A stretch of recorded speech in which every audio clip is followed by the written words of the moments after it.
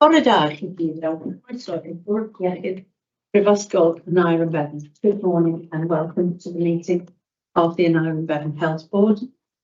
I'd like to welcome those guests who are here. Tracy is observing us, we'll sort of have a critique at the end, no doubt. And I'd like to welcome Amanda Wentz, the lead nurse for dementia, who's come for the patient story. Thank you for coming. Good morning. I'd also like to welcome Matt Temby, who is our new interim, deputy, or that's right. I don't know why it's got interim down in Chief Operating Officer, because Leanne is on holiday, a well-deserved rest. I hope she's having one.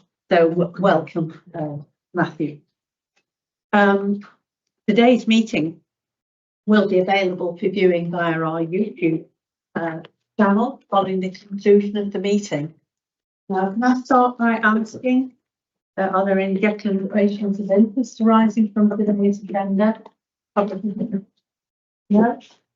I have apologies for absence from Leanne, obviously, Vivek, who's on a training course, and Helen Cunningham, who has been held up in a meeting for the council, which is quite understandable. Thank you. In terms of the consent agenda, are there any members who wish to bring forward any item from the consent agenda for individual discussion at all? No? Okay, thank you. Key updates. If I start and then Nicola will continue. It's been 2 months full of visits, which have been very nice. I've been very pleased actually with what I've been and listening to the staff in the way in which they want to develop the services, which I always find extremely helpful, and the way in which they communicate with patients and the communities they serve in order to think very carefully about how the service can improve and alter, which has been very good. I've had a couple of meetings with MPs about the North Gwent Children's Centre, and those discussions are ongoing. As you know, the RPB is considering what the best solution to improve children's services in the north of the area in the best way, and those discussions continue at the RPB. We've also met them about the GP partnerships, and there'll be a report about that later on during today. The Chair's peer group has met twice. We discussed, firstly, the new operating and accountability framework that was in draft at the time, although it was alleged that it was due to be published. The Chair's obviously welcomed the standardisations of meetings and information, because, as you know, we've been very concerned about the plethora of meetings being enacted and the huge volumes of information that has to be produced for each one of them. So we were very pleased to see that those would be standardised, slimlined and focused, and I'm sure the executives will be truly grateful for that. Also, they're going to simplify the escalation and intervention framework, which again is welcome. But we did ask what NHS performance and improvement actually was going to offer to health boards, because that's the whole point of them. And it doesn't seem to be undertaking that role as swiftly as we expected. So we've asked for assurance about that. There were some concerns about the regional and collective accountability across health boards for proposals and projects, bearing in mind that the organisations that have been established and directed by the Cabinet Secretary are not statutory, and therefore the way in which they're held to account is not different. But that didn't seem to be reflected in the framework that we had. We were also very concerned about the accountability of boards and chairs, because it was implied, well, it wasn't implied, it was stated that the boards would be held to account by the Director General, as would the chairs. That is not part of the statutory instrument, and we have now had assurance that the statutory instrument will be applied rather than that initial response. So I was very grateful that they listened carefully to what the chair had to say, and the guidance has been altered on that. And that will be good. They're also clarifying exactly what NHS P&I will do. We were also concerned in the chair's meeting at the rising cost of continuing healthcare. Direct payments come in during this year. We already know in this organisation that increasing costs of CHC have caused some of the overspend that we've experienced, and there does seem to be a real problem coming up on the horizon about the CHC for the future. We've had a very good paper, which the chief executives and the chairs have adopted, which explains what the problem is and what the consequences will be, which I will circulate after this meeting. And we will be making joint representations about this because it just seems to have slid under the radar for the moment. And we do need to bring this to the attention of Welsh Government, because it will be a concern. We had a meeting of the Regional Joint Committee, and progress is being made. It's focusing greatly on Llantrisant Health Park, but actually there are other areas where progress is being made, and we don't want to lose them. There are problems at the moment with vascular surgery, but Cardiff is being very helpful to come tap about that, and we just have to make sure that the progress that has been made in the recent past is not lost, because attention is moving solely to Llantrisant Health Park and its future. The RPB met last week. That's is considering its future and the future funding arrangements for it. And meantime, the work continues along the good work that has been achieved. I also yesterday had to speak at the induction programme for new board members. I don't know how that went down, but I was on what it's like to be on a board and what it's like to be the chair of a board, and how to try and get a focus and harmony in terms of decision making. So it's been an awful lot of talking and an awful lot of listening, but I've really quite enjoyed it for the last 2 months, and thank you all for the way in which you've guided me through the last 2 months, because it's been a bit difficult for everybody here. So thank you. Any questions? Can I just say, Diane, this is obviously your last board meeting. There will be lots of presentations and a lot of things said later on, which I know you'll find very difficult. Very difficult. But it would be remiss of us, I think, if we didn't, in the formal part of today, actually mark your incredible contribution. I mean, I think you've provided amazing leadership over the last 9 years. You've led from the front.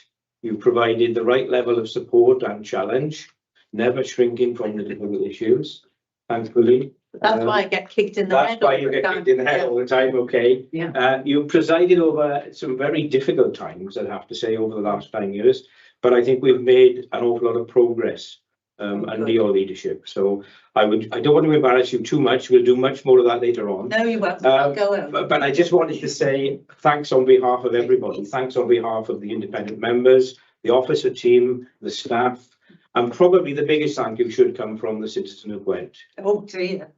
So really speaking, now I'd just like to wish you well in the future. I won't use the word retirement because I don't think that's in your vocabulary really to think about retirement, but we wish you well in whatever the next chapter may bring for you. And if I could just say, keep beating the drum and enjoy a happy and healthy partial retirement. Thank you. But many thanks on behalf of us all. Thank you very much. Okay.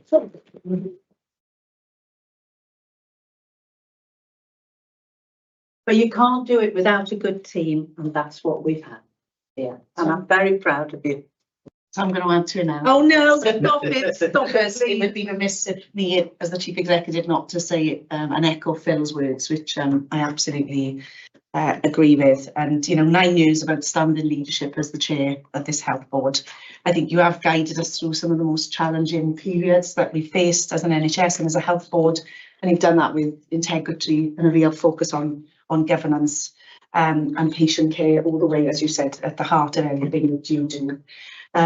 Your experience, your leadership, which is vast, and deep commitment to public service has strengthened our organisation. I think it's shaped our culture and supported us, as I've said, through many difficult years. And you've been a huge support for all of us, a mentor, a critical friend, and a voice of calm and wisdom sometimes when we need it. Oh, I've never felt like that. So, you know, your dedication, resilience shines through, and the high standards that you leave us with, and your legacy will continue in this health board, and you'll always be part of the Iron Bevan family. So thank you from me and on behalf of all the executive team and the rest of the board. Thank you again. So. It's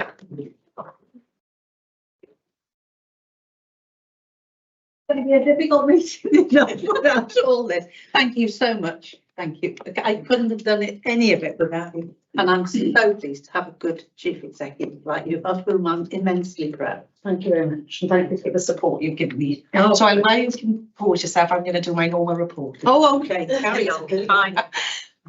Okay, so it's been an exceptionally busy period as usual, as you know, and we've had a huge focus in the last few months on preparing for 26-27, and obviously the annual plan is a key item on the agenda today, and does kind of encompass all of the significant amount of work that's been going on across the organisation, trying to make the best assessment of what we can deliver in the coming year, trying to balance priorities in the extremely challenging financial context as well.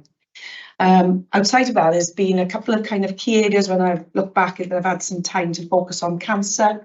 We talk a lot about as a key priority for the health board, and I was really pleased to attend the Cancer Services Conference a couple of weeks ago. It was a full day, and it was a reflection on the 5-year strategy and what we've delivered. Now that's come to an end, and it is quite important to kind of pause and look back on what we've actually achieved around that cancer strategy that we developed in 2020, and huge amounts of energy and positivity in the room around how we then develop a new focus on the next 5 years around cancer services. And it was also timely that we got to visit the new Velindre Cancer Centre that's currently being built at Whitchurch, of which 40% of that activity will be for an Iron Bevan resident. So a really important development for us, and looking at how we can strengthen the way we work together as a region in terms of our cancer priorities. Women's health, again, has had quite a big focus over the last 2 months. There was a really successful Women's Health Conference. And we also got a visit from Sarah Murphy, the Minister, who we welcomed the opportunity to see the Women's Ambulatory Unit up in Neville Hall. So some great work going on around the women's health agenda, given its priority locally and nationally. And primary and community care has been a focus. The Community by Design national programme is continuing to develop and gain momentum, and it's going to be a real foundation, I think, for us to progress our place-based care work. I managed to visit a pharmacy in Abergavenny, and it really just showed how the opportunities we've got to really think differently about how we use things like pharmacy, optometry to really support the challenges facing GPs. And I also got to do a drop-in down at Chepstow and really, seeing that integrated model they've got there come to life, the district nurses, the local GPs, the medical teams there, and how they are working together again to really strengthen that community offer. The maternity and neonatal review has come out. You have seen that national report, and there's a paper on the agenda today kind of setting out our kind of assessment against that. And I also got a pleasure of spending the morning at the GUH maternity unit and speaking to patients and staff in terms of the great work that goes on in the unit, as well as some of the opportunities to continue improving and some of the remaining challenges that we need to work through. And then my final point really was just to say that the staff survey results are in. We had a much more positive uptake in the last survey. Our overall engagement score has improved, and we've seen some positive movement in the right direction on a number of areas, albeit, if the granularity of the feedback does give us the opportunity to look at the areas we need to focus on and the areas we've got to do further improvements. And I know Sarah and her team will be working through the detail of that, and we'll have separate further opportunities to really get underneath that and think about how we support on the areas that we know we need to continue to improve on. But overall, relatively positive output for us in terms of take up outcome. So I was going to leave her that, Chair, because I know that I've raised the agenda, and thank you again for all the support. Thank you. Thank you. Are there any questions to Nicola? No. Could we move on to item 4.1, the patient experience presentation, and ask Amanda please to take us through this? Thank you. Thank you very much for the opportunity to share this with you today. So what I'm going to offer you today is you've all been furnished with the annual report in its entirety, which I apologise is 43 pages long, but that just illustrates, I think, how much work has been done around this agenda. So for the time allocated today, I'm going to focus on the 5 work streams that are implementing the All Wales Annual Dementia Pathway of Care. Next slide, please.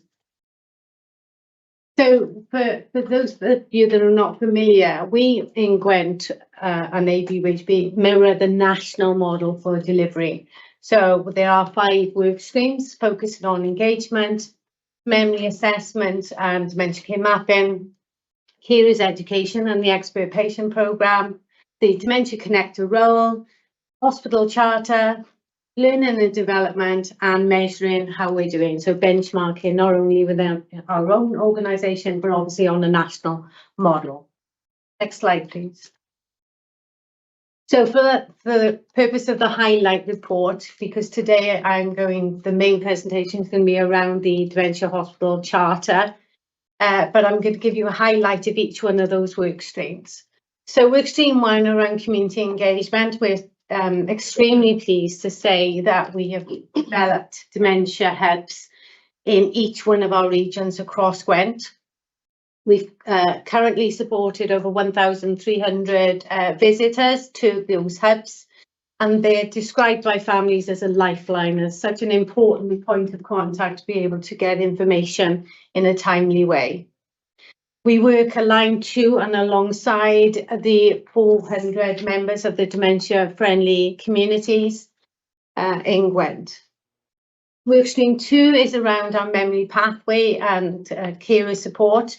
So the memory assessment team delivered 21,297 contacts. That's actually an increase from last year of 668 contacts. The national average, they request that we try and aim for 3% increase in each diagnostic category. The memory assessment pathway has been developed, and an enormous amount of work has been done around that, including raising awareness and understanding, developing Padlets, podcasts, information leaflets, so getting the message out there so that people can access assessments in a timely manner. Workstream 3 is around our dementia connector model. So these dementia connectors were already in place before the implementation of the All Wales standards, but what it's allowed us to do is grow that connector role. And these are people that, following a point of diagnosis, are signposted to the dementia connectors, and they can walk through that person side by side at each different stage of their journey, signposting them and giving them the information and the support that they require.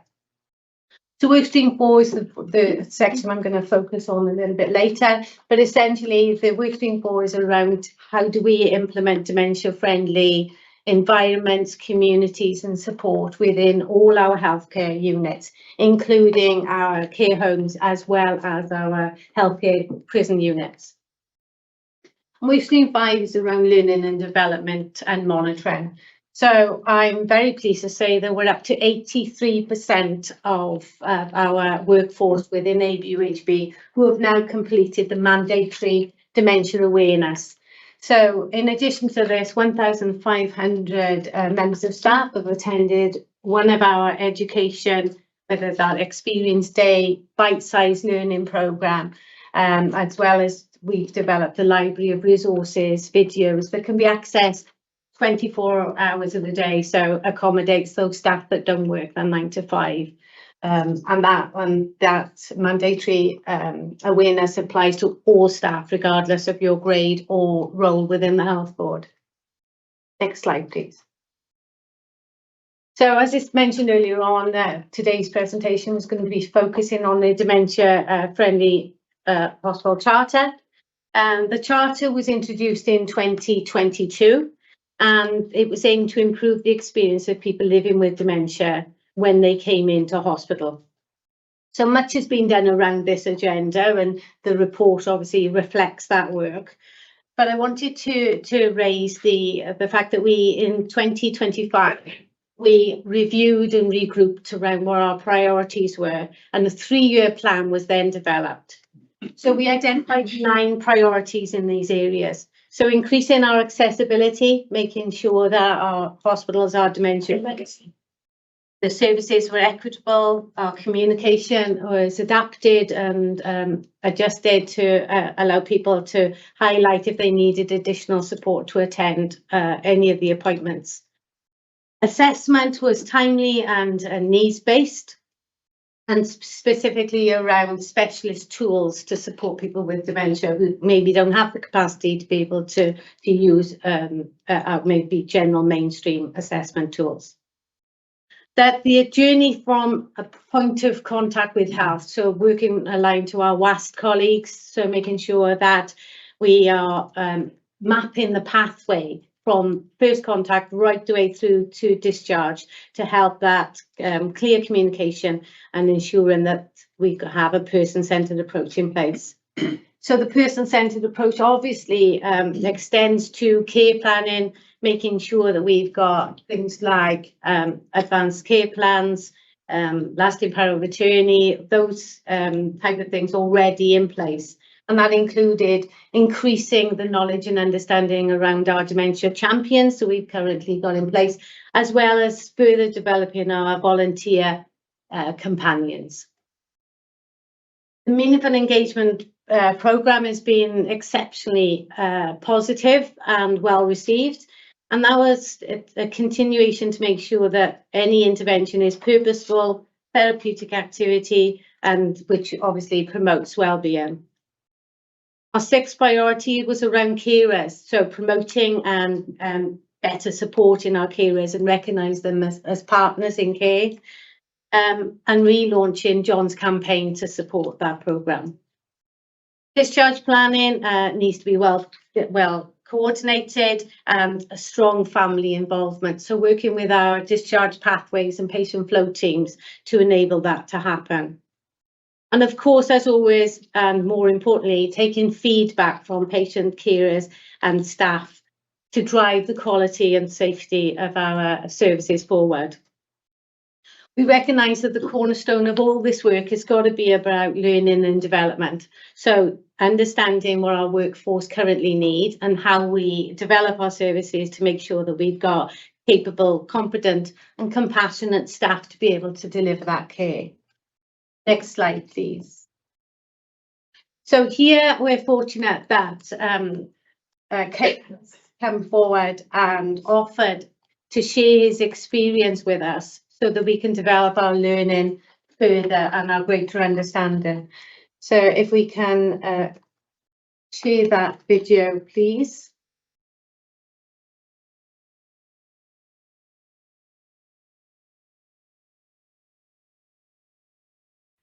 My name is Ken and I've been married to Pat since 1973. Pat was diagnosed with Alzheimer's in 2017. She lived at home until 2022, until a decision was made that Pat required specialist care and was moved into a residential home. Then in 2023, a further deterioration meant that Pat needed to move into nursing home and is now funded through Continual Healthcare.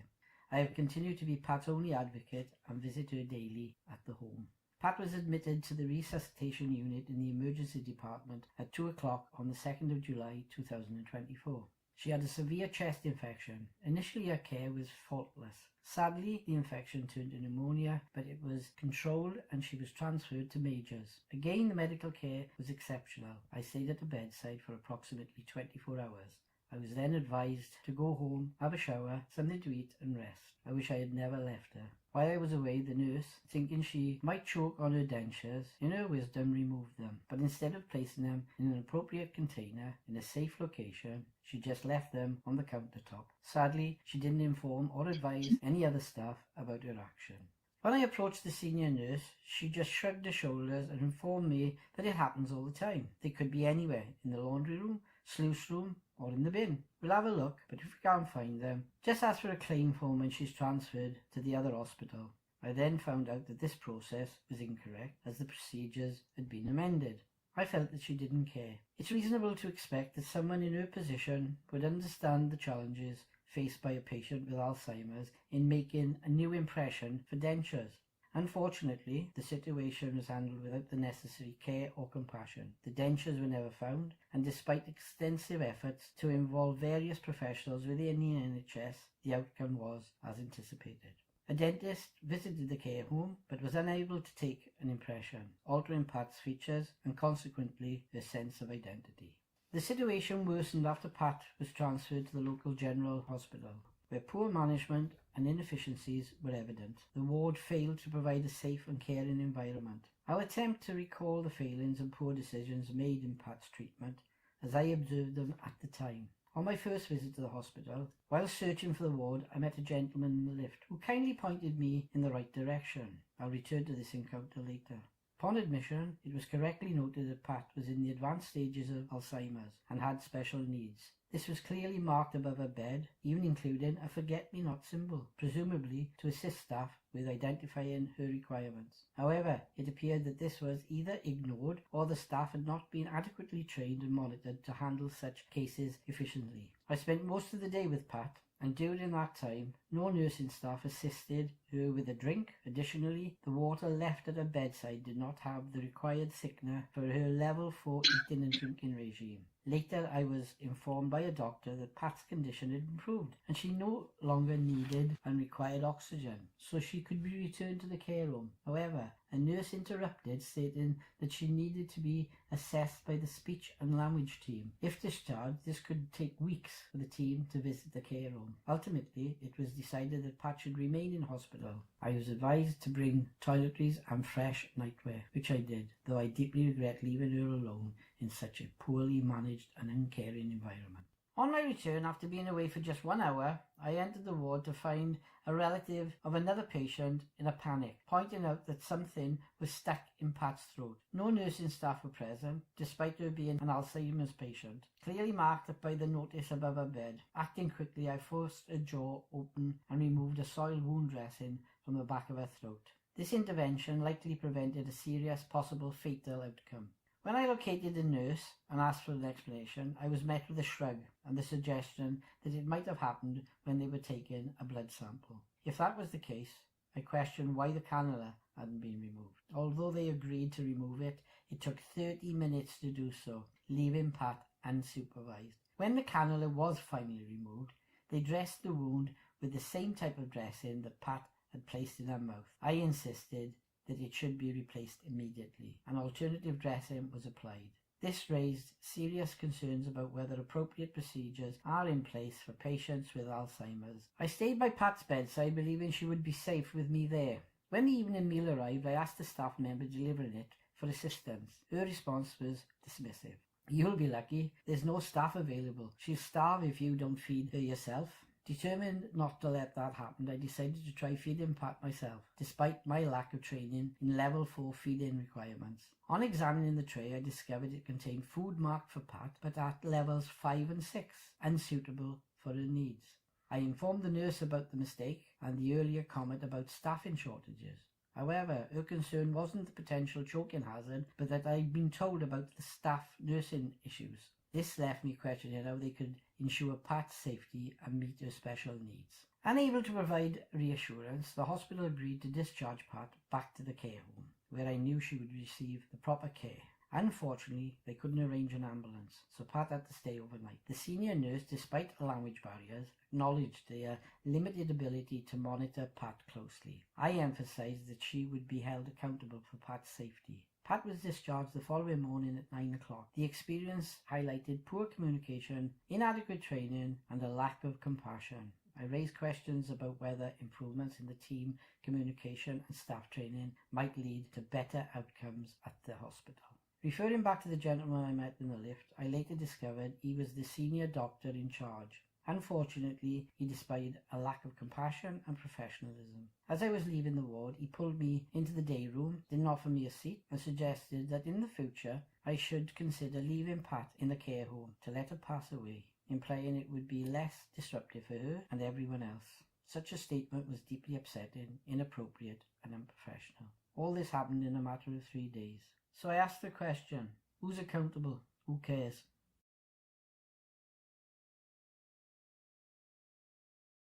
Okay. Thank you so much. I'm sure you'll all agree we're very grateful that Ken, during a really difficult time, was able to share his story with us. I use the word story, I mean experience. I don't actually like the word story, but to share his experience with us so that we could take some actions to improve the care. So I'm going to briefly share with you some of the listening and learning and the action plan that followed. So next slide, please. Okay, so first of all, we wanted to emphasise the compassionate communication and how that could be improved. So Ken actually came and sat with the care teams and shared his experience with them so that they could understand the impact of some of those things that may feel quite normal for them, but the impact that it had on them and his wife was very significant. We recognised that we didn't have a system in place. That's not something new. We knew we couldn't identify people with dementia often until they came onto the ward. So we have developed the AMAT audit system to include that as a category of review. We've also got a 136 alert on our clinical workstation. So when people are accessing records now, they should be able to identify that people have got a diagnosis of dementia. We're fortunate now we've got bedside boards on nearly all our wards, and we've got dementia daisies that use that, but it's about revisiting the awareness and understanding about those bedside boards. If we've got them, we need to be able to know how to use them and how it impacts on patient care. The listening and learning continued. So Ken was invited to attend some of the problem solving development days with the division. Ken's video, this video is shared with our induction and our Joe program, so that that raises awareness around learning and education. There's a further bite-sized training sessions that have been developed with our nutrition and hydration in conjunction with our SALT teams, as well as oral care and personhood have been added to our library of resources.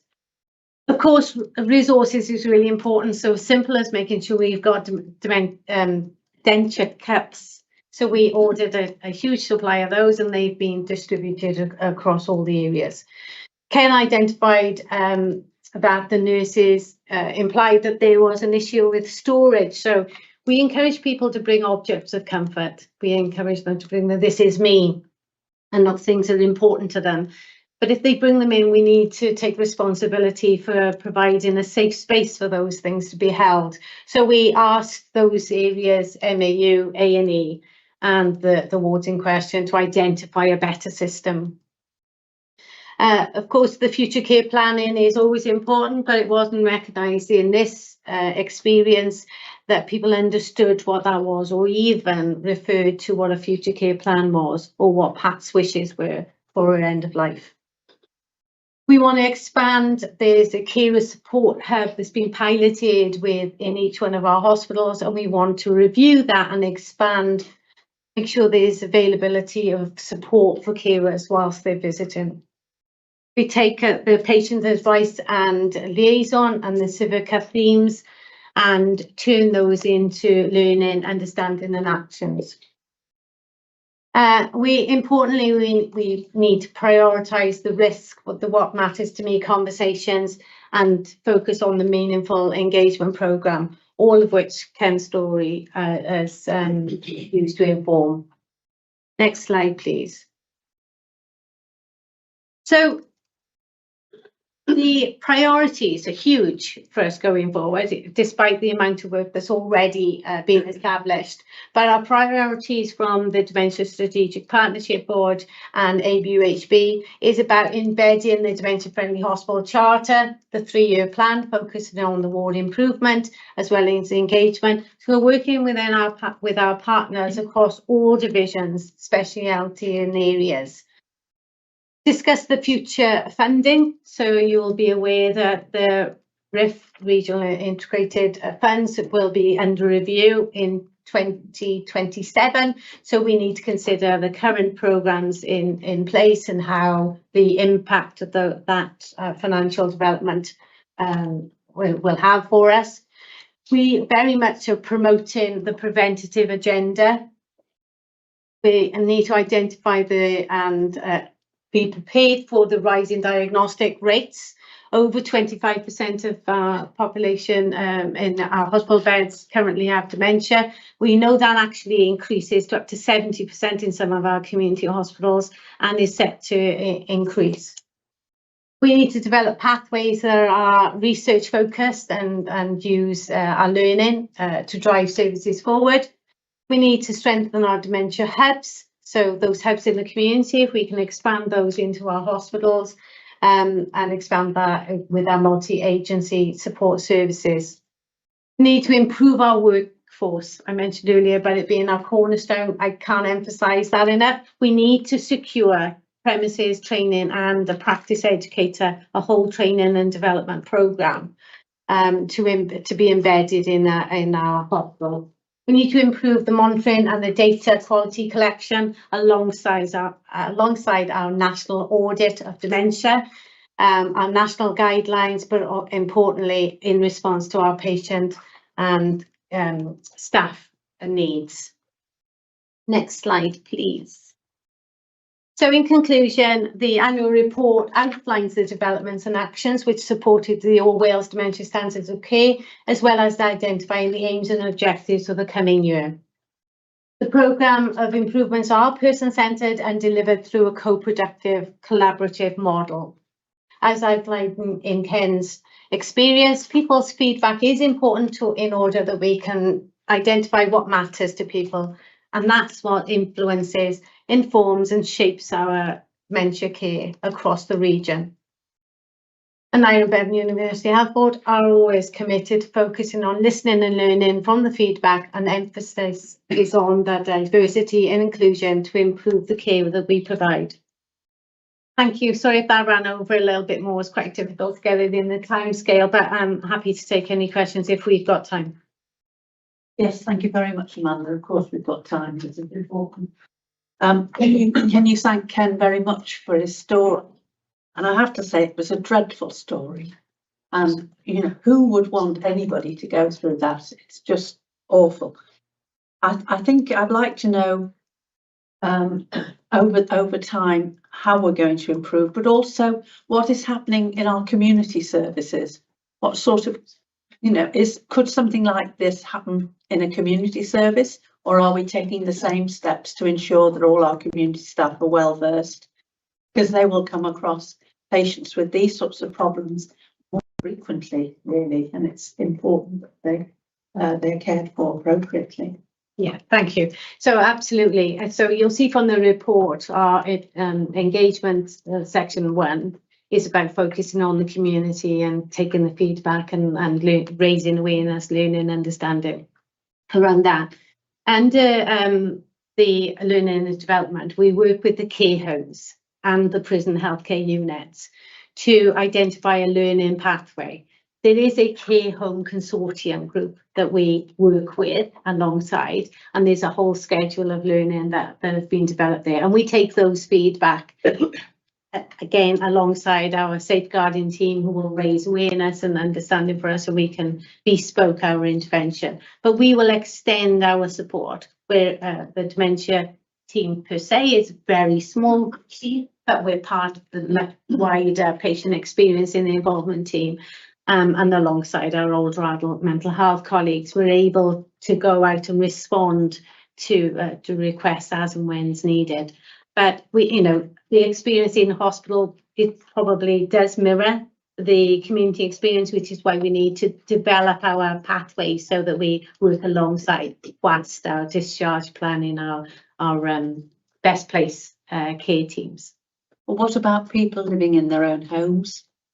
So Not receiving our care? Sorry, yeah, absolutely. So that's extended. So our training is available to all healthcare allied professionals, carers, and third sector parties. So in our workstream 5, for example, the whole workstream agenda there is focusing all areas, regardless of where. We emphasize the need for the same message, the same skills, the same philosophies to be embedded in all areas of caregiving. So it's about the 300 partners we've got, or 400 partners in our dementia friendly communities, which will be representatives of all areas, care homes, volunteer services, etc. So I'm sure if I've answered your question, sorry. Thank you. Jenny? Just to add to what Amanda has said, this is a whole system plan. So this involves all partners across health and social care and the voluntary sector, and with families and carers. And sometimes, you know, it's a very salutary story, Ken's story, but it's really important that we work with families to be able to continue to improve. And that's what Ken's story has enabled us to do, is to focus on that continuous improvement. Sometimes it is the simple things that make a huge difference. And that's why the This Is Me and the What Matters conversations are so important, because what might seem less important to us is very important to a person with dementia and can make an incredible difference to their experience in hospital. So those conversations, that communication with the person and their carers, that this is me and what matters to them, is so important to their care experience and how we keep them safe in our systems. So, you know, that is a real focus of our work. And as Amanda says, that is not just about our hospital care. We've focused on that today. That goes across all of our services. Thank you. Nicola and Akmal. Yeah, so thank you, Amanda, for Ken for sharing his story, because as you said, it's hard listening, because that's not what we aspire. And I know kind of this experience will be different.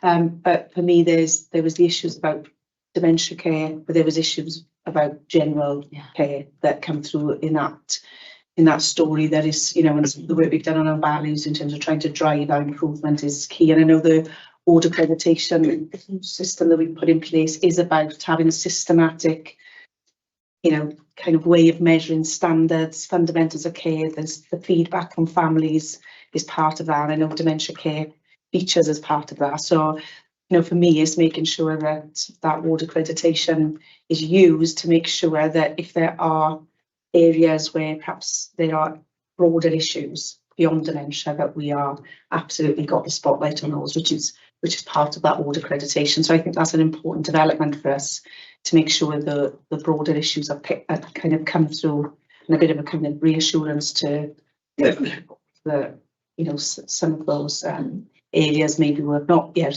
received accreditation. We are working with. So thank you for sharing. And as you said, people's own experience is the most powerful for us to make sure that we improve. Thank you. Akmal? Yes, thank you, Chair. Thank you, Amanda. Yeah, well, partially you asked part of my question in terms of the fragmentation between the hospital services and the community services, because a lot of our population is an aging population. They are living most probably in their own homes. You've just alluded to a figure of 25% of our patients living with dementia in our care in the hospital beds. Obviously, the projection is more. There is huge area of work that needs to be done. And I was just wondering that although you've got a small team, you've done quite a lot in terms of thinking about the diversity and, you know, the pathways and everything that is going along. What is your take in involving public health agenda? Because it is a wider agenda. So I was just wondering that, have you sort of considered more help on the public health team as well? Because I think it's an agenda that needs to be taken up as a preventative, but equally highlighted in the community? Yeah, so yeah, absolutely. Thank you for that. So our engagement one work stream very much focuses on outreach. So they go out to wherever they can get an invite, essentially, to have conversations, to look for opportunities where they can promote, raise awareness, adapt to. So for if I can offer an example, last Saturday there were some community events taking place within Newport, evening events. One of our team attended those events and were very much welcomed and embraced in those, and are working alongside these things. Sometimes it's about confidence building, about taking some time to understand what's needed in those areas and to develop some support around those things. We absolutely recognise that we're not doing as much as we could around the preventative agenda and around that wider engagement. When we think about 2022 for the Hospital Charter, 2021 for the All Wales programme, this was very much about stepping stones and building on those. So we would always be looking for ways to better align ourselves with our primary care.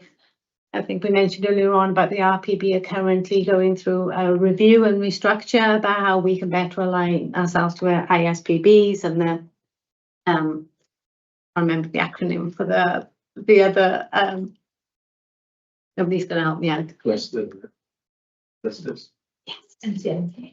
So we are looking for ways to better align, to rather than working in silo in that. We have to fulfil the national agenda and local agenda, as well as responding to people's needs and preferences. But at the same time, we do need to be thinking wider about how we can better align to our current service models. So that answers your question. Got quite a queue. Sarah, Rob, Penny and Paul. Thank you, Martha. Thank you for sharing that. And it's really pleasing to see the uptake on the staff training. And one thing I was going to ask is if the video was shared with staff training, and it's really important that it is his experience, is sharing that lived experience. You mentioned sharing at induction and specifically the Journey of Excellence programme. Is that more broadly contained within our wider induction, specifically for healthcare support workers and medical staff as well? I'm glad you asked that. So absolutely, yeah. So I present on all inductions, healthcare support workers, qualified inductions. When we were doing the overseas programme, I would do that. We do the Joe programme as an extension because there were other things. So that we would add to that, inclusive to the skills, understanding roles and responsibilities, was really important. So we extend that programme to those areas. I've recently I'm super excited about this. We've managed to get on the admin and the ward clerk programme. So this is the first time I've managed to get in there. So I'm grateful for the opportunity to expand that. So again, to illustrate the importance of that, recording the 136 alert on Clinical Workstation, how to order meaningful engagement resources, how they can become a dementia champion themselves for their ward or area. So it's an opportunity to expand on that. In terms of medical cover, we sometimes struggle to engage at that level. We have this strategic partnership board and we have medical representatives on there. Although on the hospital charter work stream, it's variable. So we would strengthen our buy-in from our medical colleagues. I'm sure Sina and I can check in to see what we can do to support them. Thank you very much. Oh. Yeah, thanks for that. And again, like everybody said, thanks to Ken pass on. And very, very emotive, quite difficult to listen to. Good to hear all the positive things that are going on. Question for me is, how are you monitoring the impact? Now we've seen a reduction in those types of scenarios. It's hard to say if we're seeing a reduction, because at the same time we are raising awareness and understanding and encouraging people to come forward with their experiences. So for that reason, I suppose we're as expected, we might see a rise in people coming forward with their experiences. In terms of monitoring how we're doing, so benchmarking against our own year on year, as well as our the national model, we have our own ABUHB dementia audit that we report on twice yearly, as well as 6 monthly reports back to the NHS Executive Performance and Delivery Unit.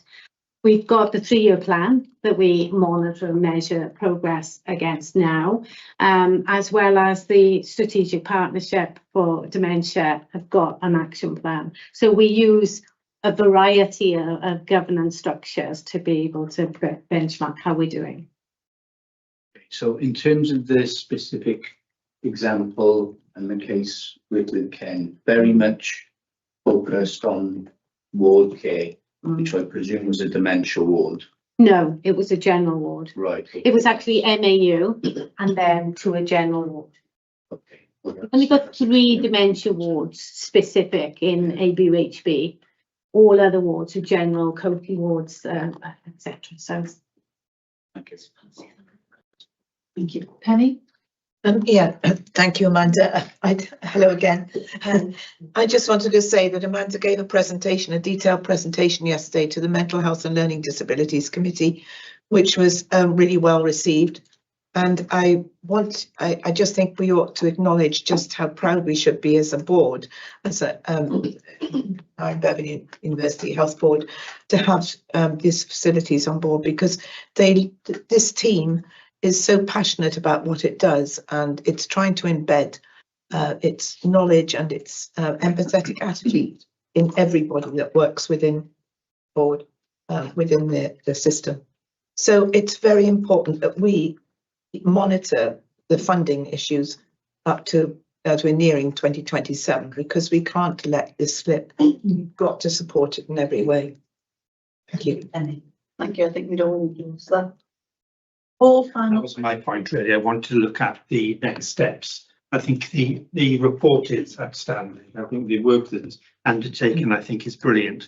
There's excellent sort of team working, and I think a particular opportunity there. Thank you to the volunteers who are involved in the programme, because they also give up their time. But there's a 2027 is the time frame for this. So I think it's really important at this stage that you're working now for the next, get funding from Welsh Government for this specific programme, because this is going to be important from now, because if it's 2027 is literally 12 months time, and they will be, I think, post the election. It's very important to get your paperwork and everything else ready. And it may be, during the election period, there's an opportunity to speak to the different parties about their views on supporting the funding element. I wish you well. you know, for some assurance around that. So from a Dementia Strategic Partnership perspective, we have been examining each one of our refunded projects, been looking at an impact assessment, thinking about other ways of doing it, where other funding can be made available to support those programs. But importantly, what the impact is going to be if those that funding isn't reoccurred. There is a capital program consultation that's taking place as well at the moment, so that we're able to input into that. So we are ready for that proposal, depending on what the Assembly offer us. The important thing is I think you've got evidence, considerable evidence of making a difference within Gwent. And I think that's the important thing from the community of Gwent. And I'm sure this isn't just applicable to Gwent, because this will be Wales-wide. I mean, dementia is a major sort of issue for all our communities. And I think it's important we do all we can to support all those who need help and support to help with this particular issue. So focus absolutely is amazing, the work that we've already done, but there's a lot to do, and we want to carry on striving towards improving that. Seema and then me. Thanks again for the report and thanks to Kenny for sharing his experience. I agree, it's hard to hear and particularly hard for me to hear his experience in terms of the conversation he had around future care planning. I just wanted to, it was more to state that there is now the National Palliative and End of Life Care Services specification. Tracy and I have spoken about it, and one of the work streams is focusing on future care planning and those conversations around treatment escalation plans. And so there will be further work on the quality of those important conversations, which is absolutely so important. As a geriatrician, I know how important that is. And this is very much linked to our deteriorating patient work as well. So I just really wanted to emphasise how we have done some really good work in this area already, but we know there's more to do. As an interim, we've been working with our future care planning and palliative care and end of life care teams, and we developed some dementia specific workshops. So we are using that time in between to strengthen that offer. Good. Final question, Neil. Really just encapsulating points, particularly from previous board members, and I think they've all been covered, but I would really urge you, I think, to focus on performance measurements, because these are going to be really key and helpful, I think, in getting the greatest possible positive outcome of future funding. So I think we've all touched on those points, but I really would encourage you to focus harder, because I think that will be very, very important to do. So hopefully you're continuing the fantastic progress you've made already. Thank you. Thank you very much, and thank you once again, Amanda, for the presentation and for taking us through the annual report and what you're aiming to do for the future and the importance that you've undertaken. And thank Ken once again for his startling and difficult story. What can you say about the experiences of Ken and his wife is something we cannot contemplate ever happening again. So thank you for all your hard work. Thank you. Are we happy to note the annual report? And we look forward to receiving progress, even more progress. Thank you. Thank you.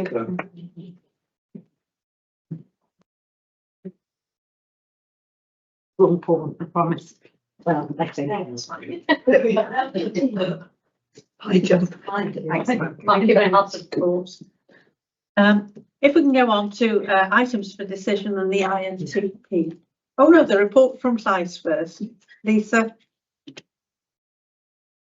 Yeah, thanks, Anne. Just firstly to say, mixed emotions today. We are sad to see you step down from the chair position, and we just wanted to thank you from a slice perspective for being there and genuinely and meaningfully listening to people's experiences and how we share those with you and action that you've taken.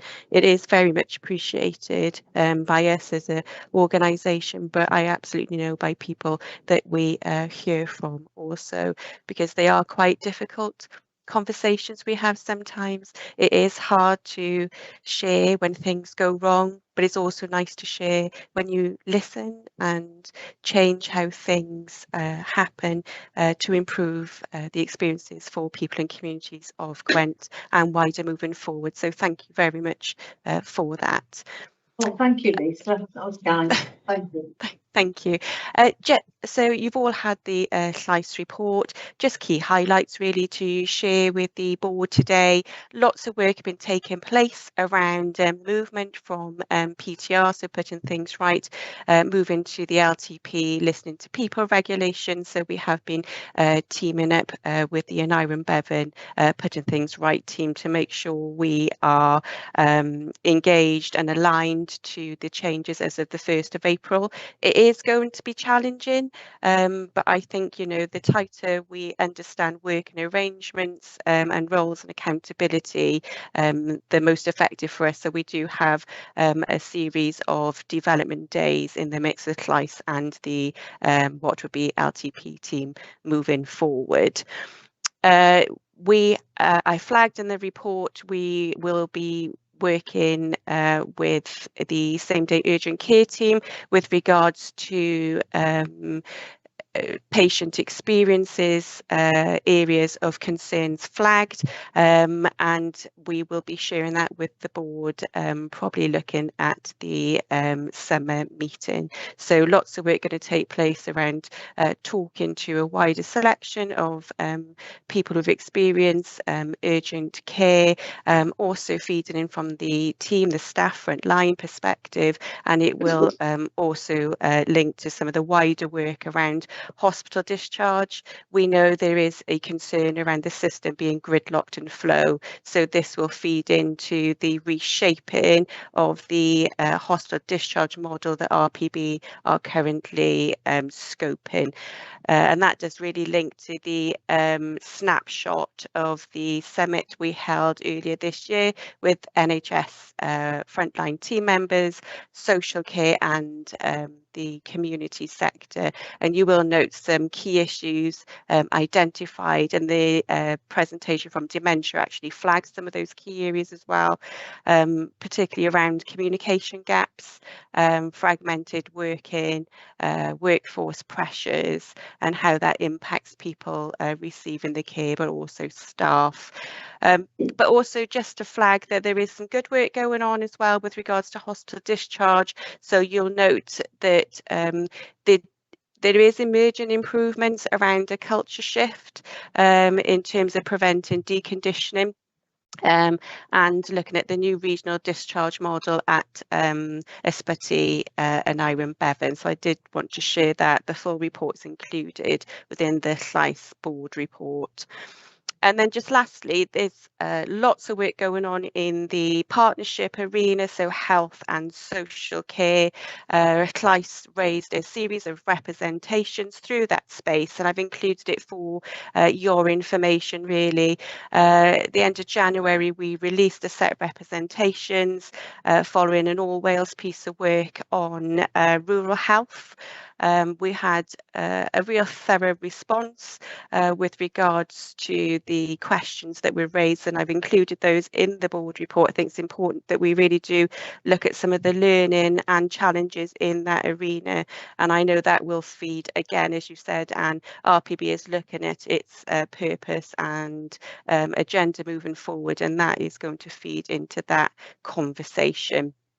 And then just lastly, I just wanted to refer you to the CLICE People's Principles that again really have, they confirm everything we're hearing from our citizens, and you'll find our top 8 principles in the back end of the report, and I just wanted to flag them really because they've not changed, and I think that is why we really need to focus on them.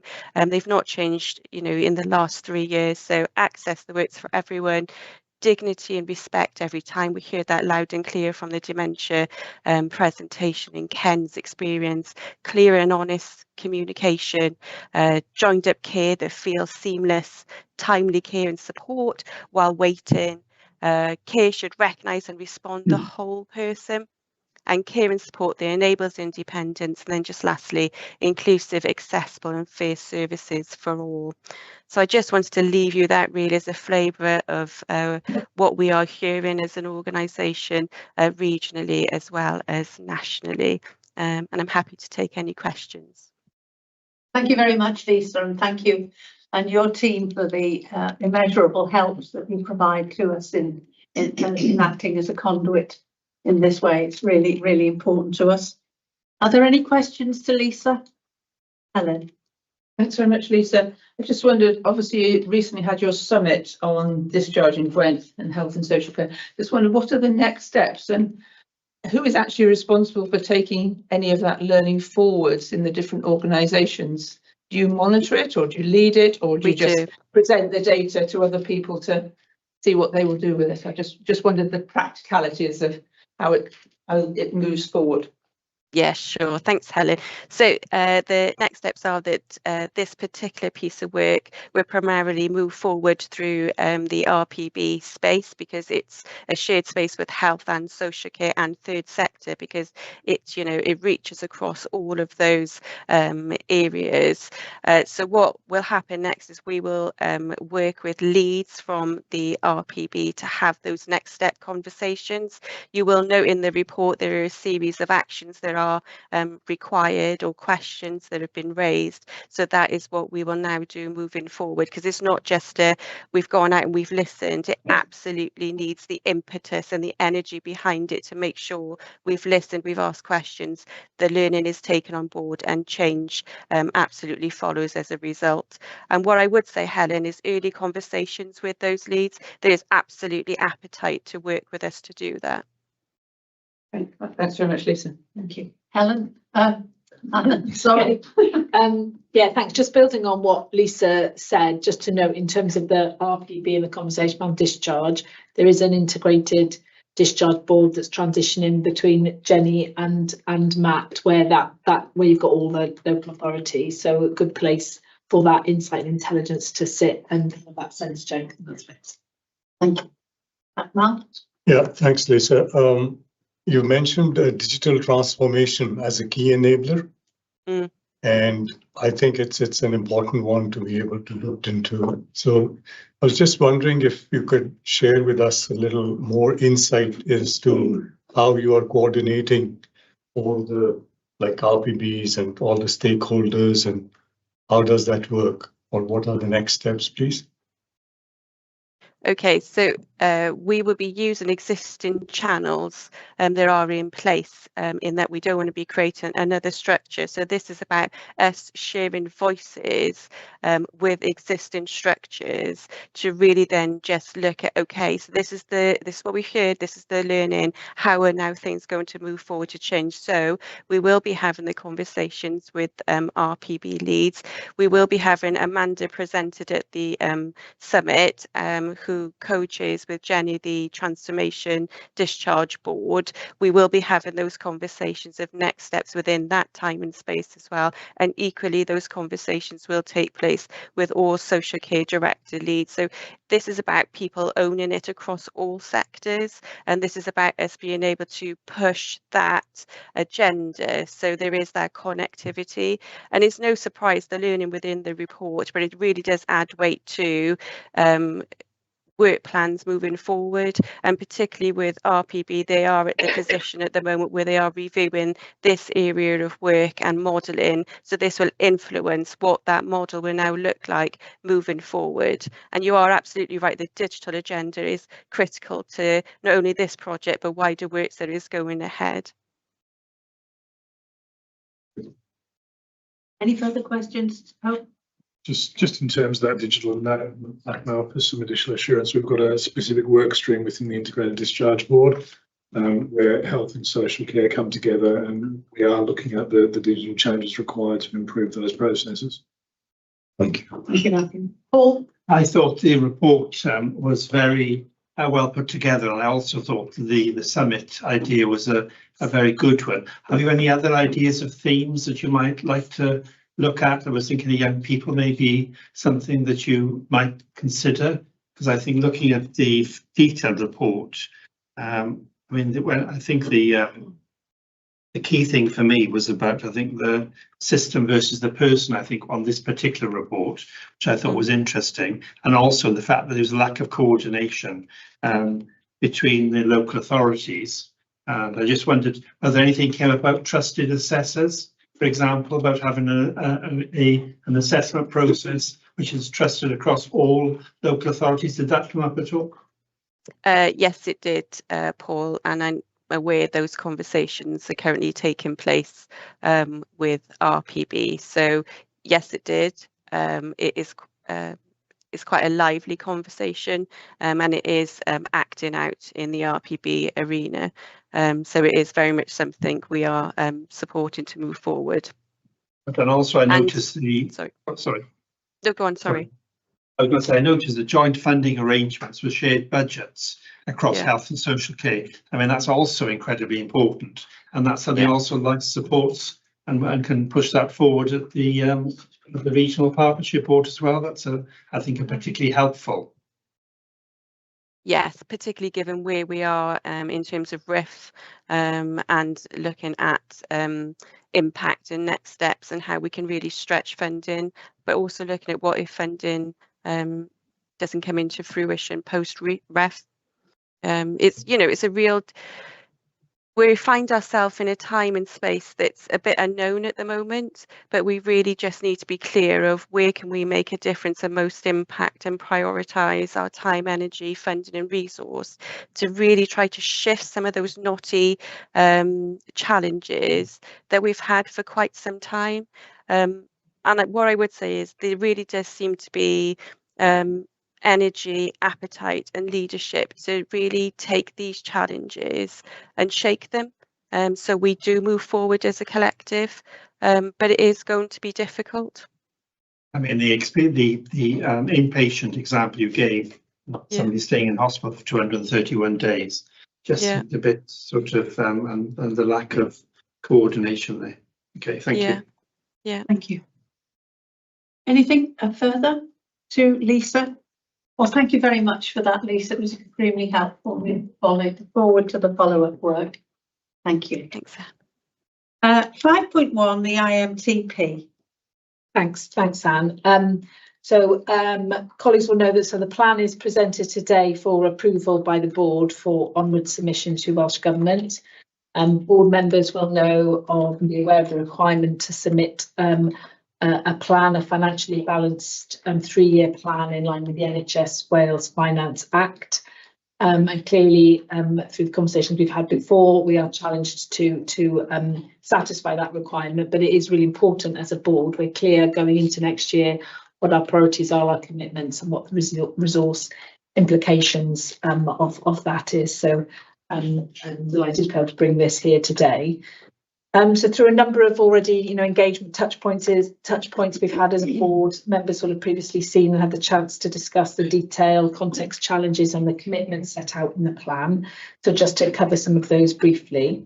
So the plan has been developed in the context of the new organisational strategy, Gwent 35. So in that vein, the plan is framed around the strategic aims of better health, better care, better lives, and it serves as one of the key delivery vehicles for that strategy.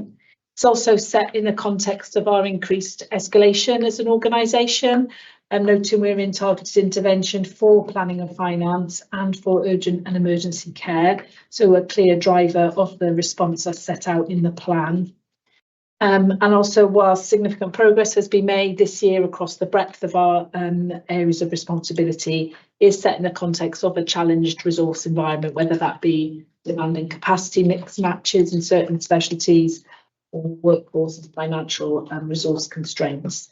And lastly, the plan seeks to set out the extent to which, as a board, we can deliver or progress against the significant or not insignificant national requirements as set out in the NHS planning framework that we previously had a session on. So in that vein, then the plan includes a number of elements. I appreciate that. So there's the document itself, and then it's supported by a suite of appendices, many of which are mandated. But just to hopefully give assurance that is, or if not, we need to pick up, should be triangulation between all those elements. So there's the summary of delivery against those ministerial priorities, summary of the baselines against the ministerial enabling actions, a suite then of templates, we call them the ministerial templates that have been mandated, the minimum data set, and then some additional appendices we've added in terms of giving system views on a number of key areas in terms of urgent care, planned care, etc.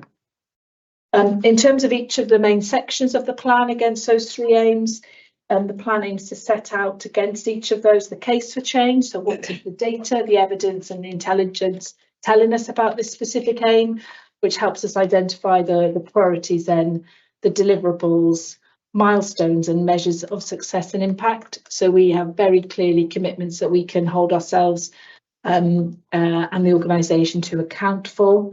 Appreciate there is a lot of detail in the plan, so the upfront and repeated in the cover paper, there's a delivery statement which seeks to summarise and lift up some of the key commitments. So just want to draw a few of those out. So in terms of strategic service change, our priorities for next year are really moving forward with the place-based care agenda, specifically in Torfaen and Blaenau Gwent, a key part of our strategy direction as well. The older persons pathway, recognising some of the experiences and opportunities we've heard discussed already today. The acute medical model, which links with the future model for older people, already started but completed the work on our mental health service and therefore supporting estate redesign, significant opportunities to both improve sustainability and efficacy of that service. The agenda around regional planning, which will and does consume, we are heavily engaged in and will support us in some of our demand and capacity challenges. And then a real lens on women and young people through our ongoing women's health development and the MAP-NEO configuration we've talked about as a board.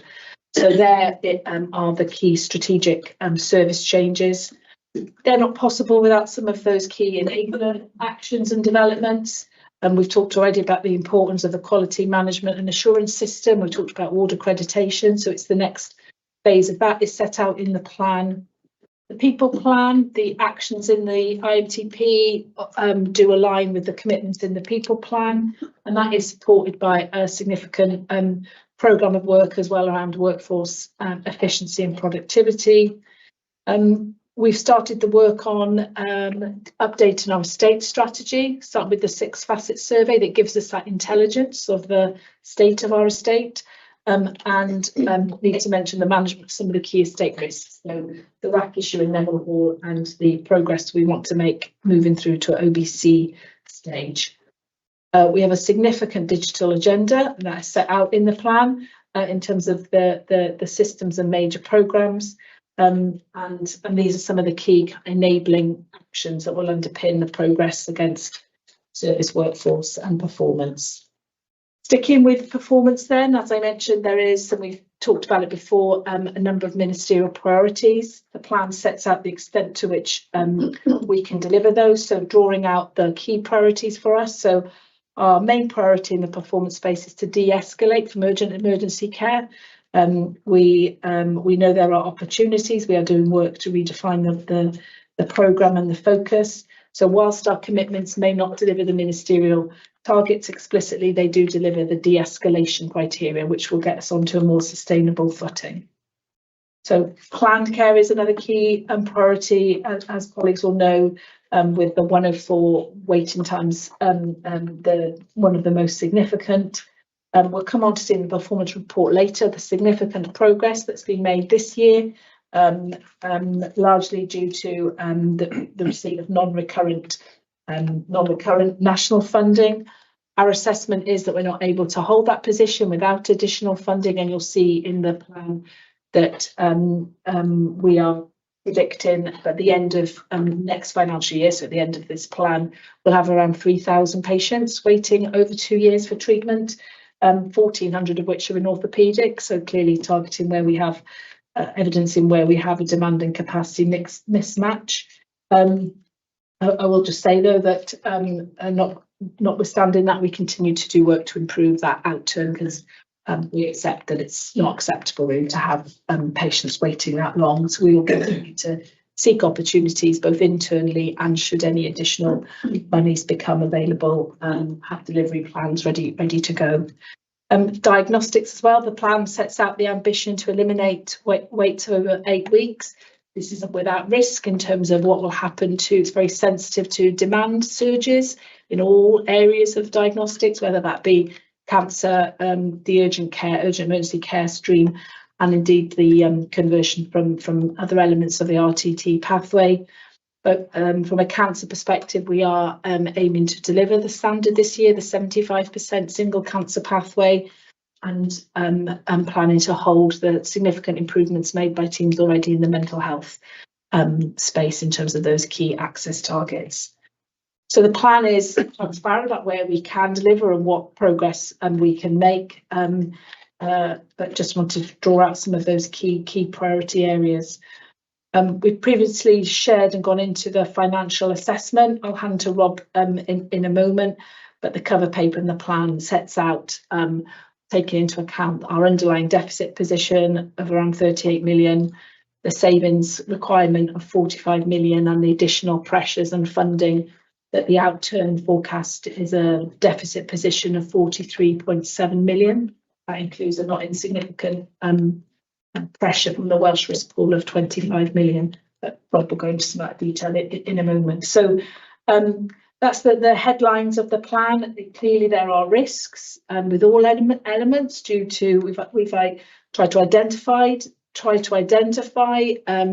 sensitivities around demand growth risks and trying to predict risks in year, but there's always the risk of unidentified at this stage in year risks, pressures that we haven't accounted for.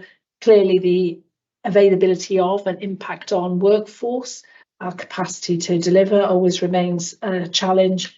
And clearly, and they are highlighted through the plan, where there is a dependency on capital investment, for example, to deliver and manage key risks, whether that be digital or estate.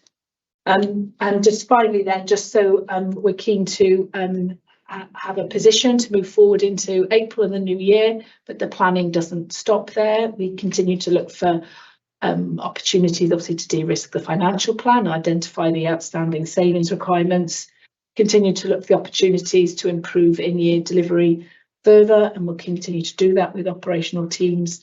And there will be ongoing further work with regional partners and national in the context of work that's happening and changes that are happening nationally. So I will pause there and hand over to Rob to add anything on the financial assessment. Yeah, thanks, Anna. So aware that we've gone through in briefing a lot of the detail of how we've created the financial outlook and financial plan. Just some key points as a reflection. Obviously, we statutory quite over 3-year IMTP, as Hannah's alluded to. That includes a balanced financial plan. We are operating to an annual plan rather than a 3-year plan as per the guidance. That's based on £1.9 billion worth of funding. Our forecast outturn for the new year is £43.7 million, and the tables in the report and the MTP itself describe that.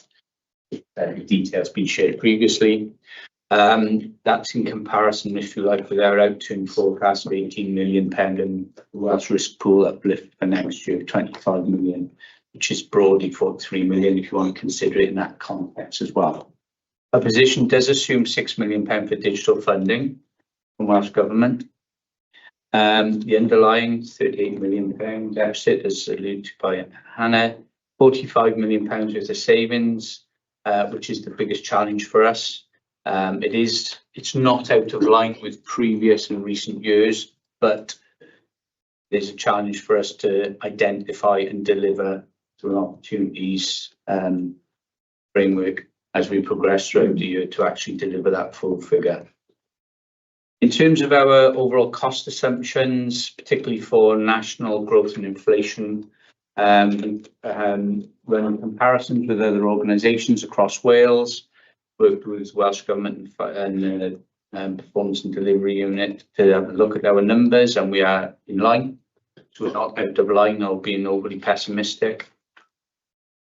In terms of our local or performance investments, they're pretty low, you can see from the tables in comparison, but particularly focused on our key priorities: safety, cancer, improved quality, and some of the issues we've got locally to deal with. There is a risk, there's a few risks to pick up. Notably, from a financial perspective, we are expecting the JCC specialist services to deliver to their savings levels. That's a £2.4 million risk to us. But that's a national issue as well. So the key points to note really are: we've got an income assumption around digital funding for £6 million. Savings delivery, we are yet to identify of 24 million, which we do need to progress and actually get cash out of that. Risks around us, as I've just mentioned, the Joint Commissioning Committee, but also ensuring that our operational arrangements during the year, if there's risks emerge outside of our estimates, they are mitigated. And then probably the note beyond the IMTP itself, but not to forget that obviously as an organisation we are expected to develop a recovery route map, ultimately then to a recovery plan aligned to service, workforce and financial recovery in the round for fully sustainable operational plan for us into the future. I was going to leave it there from the finance perspective unless there are any questions. Thank you, Rob.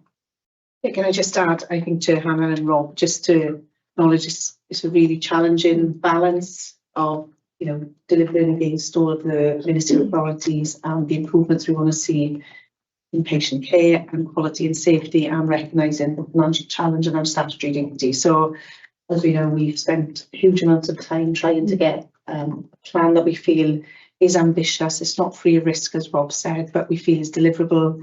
We've reflected on some of our learning over the last 12 months as well to make sure that we've captured some of those risk areas into the plan. And I think, as Rob said, the clear message that, you know, there is an expectation you can deliver break even, but in those events you're not, there needs to be a clear plan of how you can get there over the next few years. So as Rob mentioned, we'll be refreshing our 3-year roadmap, which will also need to include our kind of opportunities pipeline that are in the plan, but much more explicitly in, and ideally where we can quantify a value of that, we would look to do that. So that's the work we do over the next quarter now as a result, once we've got that plan in. So and again, we're doing the work on the delivery framework as set out in terms of making sure we can organise ourselves as effectively as possible to maximise delivery. So I just want to kind of thank all the teams for the amount of work that's gone into this, because, you know, it's been trying to do the plan while you're still trying to keep responding to the operational pressures is challenging. But so a huge thank you from me to all the staff who've been involved in this process, and recognising we've now got to deliver it as well. And we will have further discussions, I'm sure. Thank you. Thank you, Nicola, and reiterate that this is really hard to do. There are a number of queries and uncertainties still connected with it, which I think we need to bear in mind and monitor very, very effectively. I mean, very detailed report. Can I just say well done for that? I just want to understand really, we're the second largest health board. So Nicola, can I understand how our final allocation from Welsh Government is decided and how that allocation compares with other health boards? Yeah, so a few years ago is a reset allocation formula across Wales for health boards, and allocations were adjusted for that. Since that point, the annual allocation uplifts have generally been percentages applied to that historical level moving forward. There have been some specific funding applications from Welsh Government to different organisations to try and rebalance the shares, if you like, fair shares on a population basis. And we've benefited from that to a degree. But in terms of this year's allocation, again, if you take a basic per head funding level, we're about 23 million pounds short in comparison, and a very, you know, it's a very basic straight funding per head of population, no needs-based analysis into it. That answers your question. I suppose really the question I therefore would pose was, is the formula allocation, is it whether or not it's a fair one? I think there's been a lot of debate and a lot of consideration of that when they did the last version. You know, there's factors such as deprivation, age, rurality. There's a whole, and I'm sure, you know, there'll be arguments for and against. So it is something we've kind of acknowledged in a number of conversations that we are on the, you know, the second lowest spend per head, you know, with a lot of kind of deprivation in our communities and challenges that that faces. But I think it's something that we will continue to kind of be considered with Welsh Government as and when appropriate. I think it's something take up and I think question, because it's very important that if there's a reset for any formula, there's always winners and losers, and we seem to be being probably the biggest loser. Would that be right? We're probably the second in the ranking. Right. But as Nicholas said, I think it's quite important that in terms of relative efficiency at a blunt level, to be the second sort of spend per head, it's relevant to. Yeah, well, I think in the current political discussions, I think it's important for us to perhaps for another reset of the allocation of the formula, because with any formula, normally there is some discussion at some point to say what the implications of that and whether or not we've been disproportionately affected by this reset. I know that when I was involved with another public sector organisation, and the government department in England was considering a reset of the budget, there was a detailed paper from the Home Office on on how the funding would be affected in terms of winners and losers, and in the end the government department decided not to touch the formula. So I think it's whether or not there's been that opportunity for a discussion about the impact of the change of the formula and how it may well have been disproportionately affecting this particular health board. I think it's only fair that we should ask that question. Can I just, before Rob comes in, there's two things I just want to respond to. So firstly, there was back in 2024-5, I think it was, when we benefited from an additional allocation, and some of that was as a result of a Welsh Government review to look at allocations and various ways in which they've been provided to health boards. There was a review, and that kind of was part of our plan. So I think it's important to recognise there was additional funding given us to 24-25 to try to address some of that imbalance. That's a 1 year funding though. No, it was recurrent, 31 million, which was recurrently given to us. So it reduced that gap that Rob referenced because it was larger. So as a step in the right direction, I think it's important to recognise that. But then secondly, I know I've asked Tracy previously, who's done some work with the team around trying to understand the population health challenges and some of the deprivation issues, to understand how that might impact on resources. And I know that's some work that we've kind of looked at. We might do some further work on to understand that. So again, trying to understand what that means from a population perspective. So again, we'll help inform future discussions where appropriate. So I just wanted to add that, but I don't know anything. No, I was just going to do that. But the other thing, I guess, is everything what I've described as a number is very blunt. It's just a straight population. Obviously, if shares will be a relevant impact, so we may go down as well as go up. So it depends on how others have moved. But on the which I think is why it's important to reference the spend as well. Yeah, because that's that's factual. Got a good holistic picture. Thank you.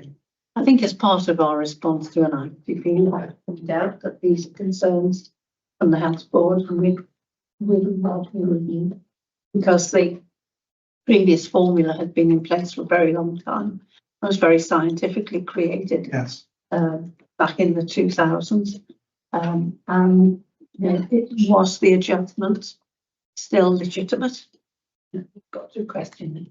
That was the issue really, about whether what the conversation that was had with regard to the readjustment and its impact, and whether there's an impact assessment undertaken, because as I said, I think it's all about fairness, and we're very economic as a health board. So I think with all the challenges there are, then this it's important we raise these issues.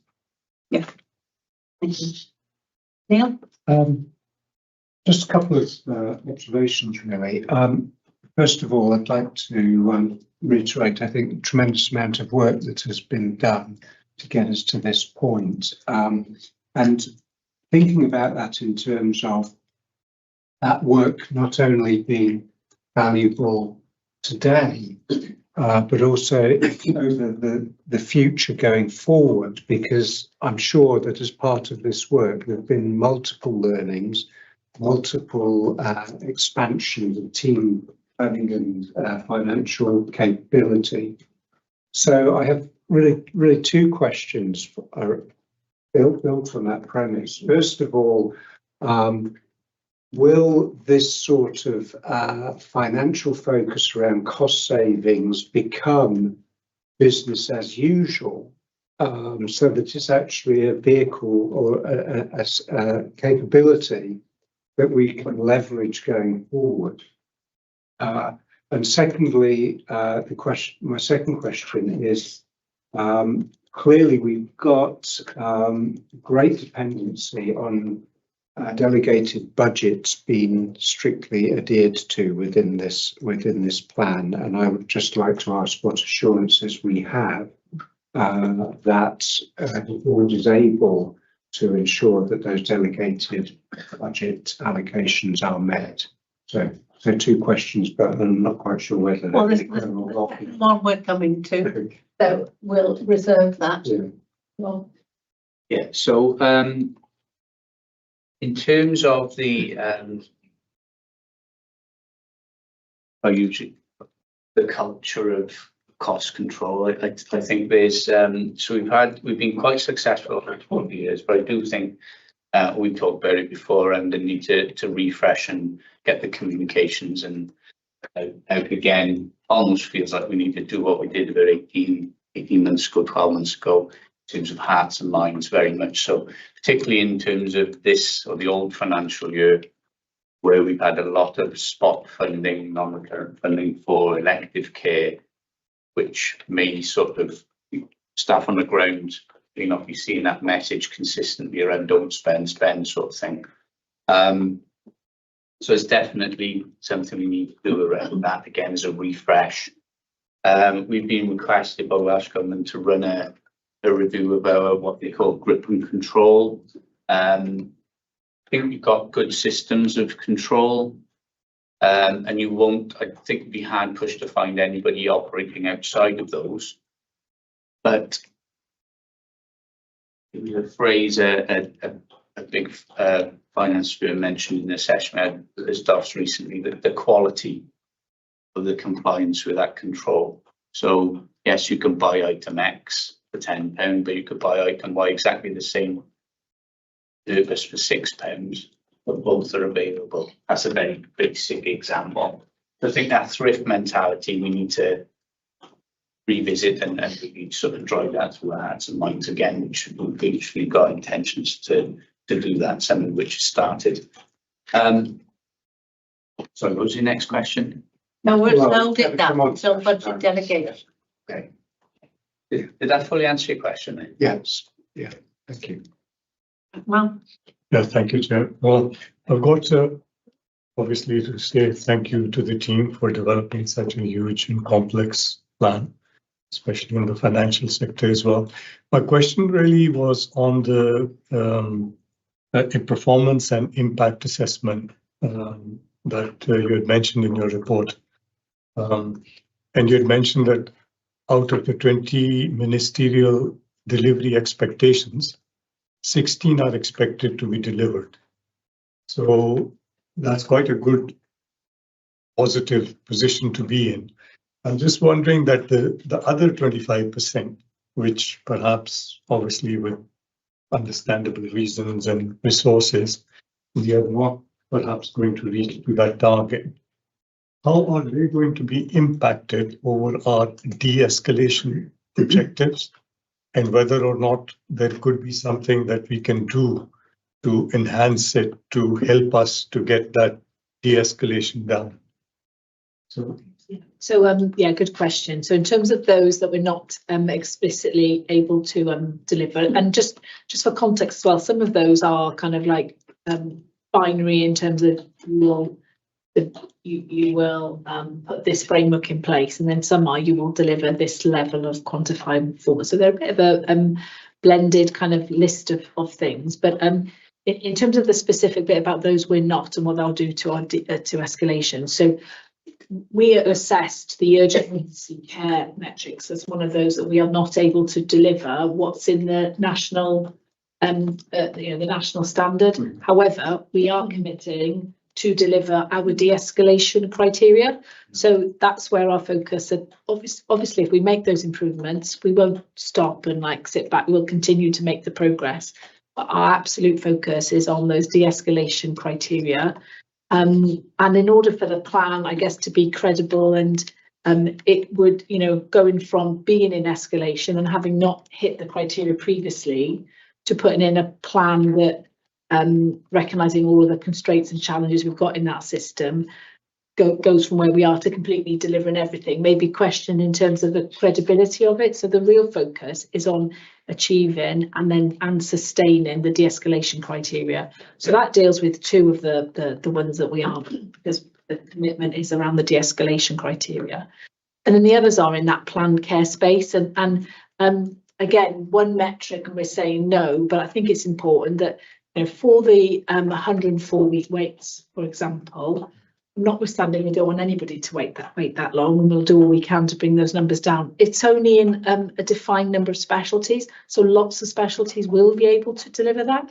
But the fact that we have, you know, 5, and the majority of those waits are in orthopedics, which has for a number of years been kind of fueled by lots of the non-recurrent money. So we do have a challenge, a recurrent demand and capacity gap in orthopedics.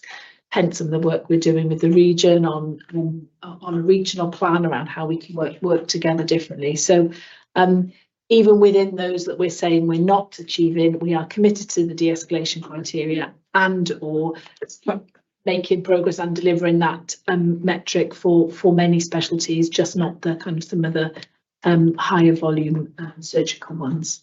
Does that answer the? Yeah, that's great. Thank you. Chair, could I just add one? That this is a great sort of clarification on if there is a question from the Welsh Government in terms of this, to add all of this in a footnote or something. It may be helping them to understand that we are delivering the whole plan and you're not neglecting any of them. So I think it might help. We'll make sure that they picked up in the cover letter that we submit. Exactly. Yeah, thank you. Yeah. Thanks. Ewan? Yeah, again, thanks for the plan. I just had a question. Sarah said that next to me anyway. The workforce piece of the plan, obviously it's our biggest enabler, it's our biggest asset, but it's also our biggest cost out there.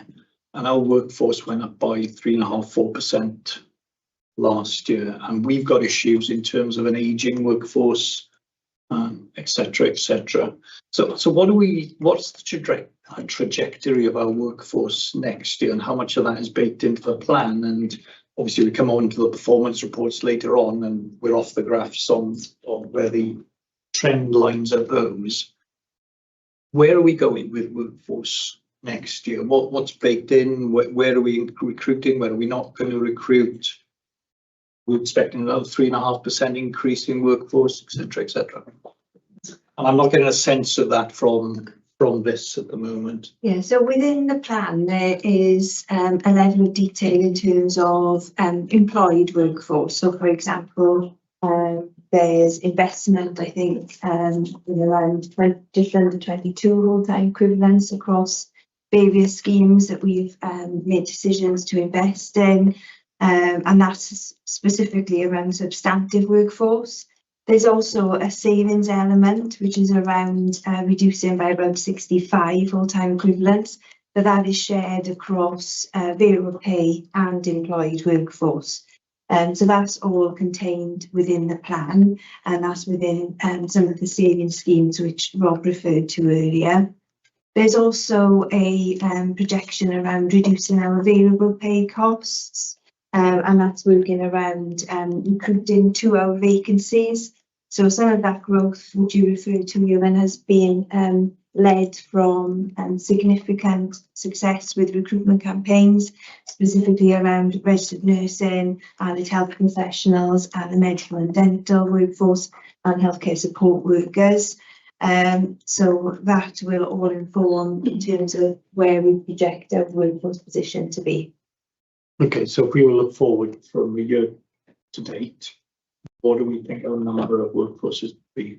is relatively flat, or we?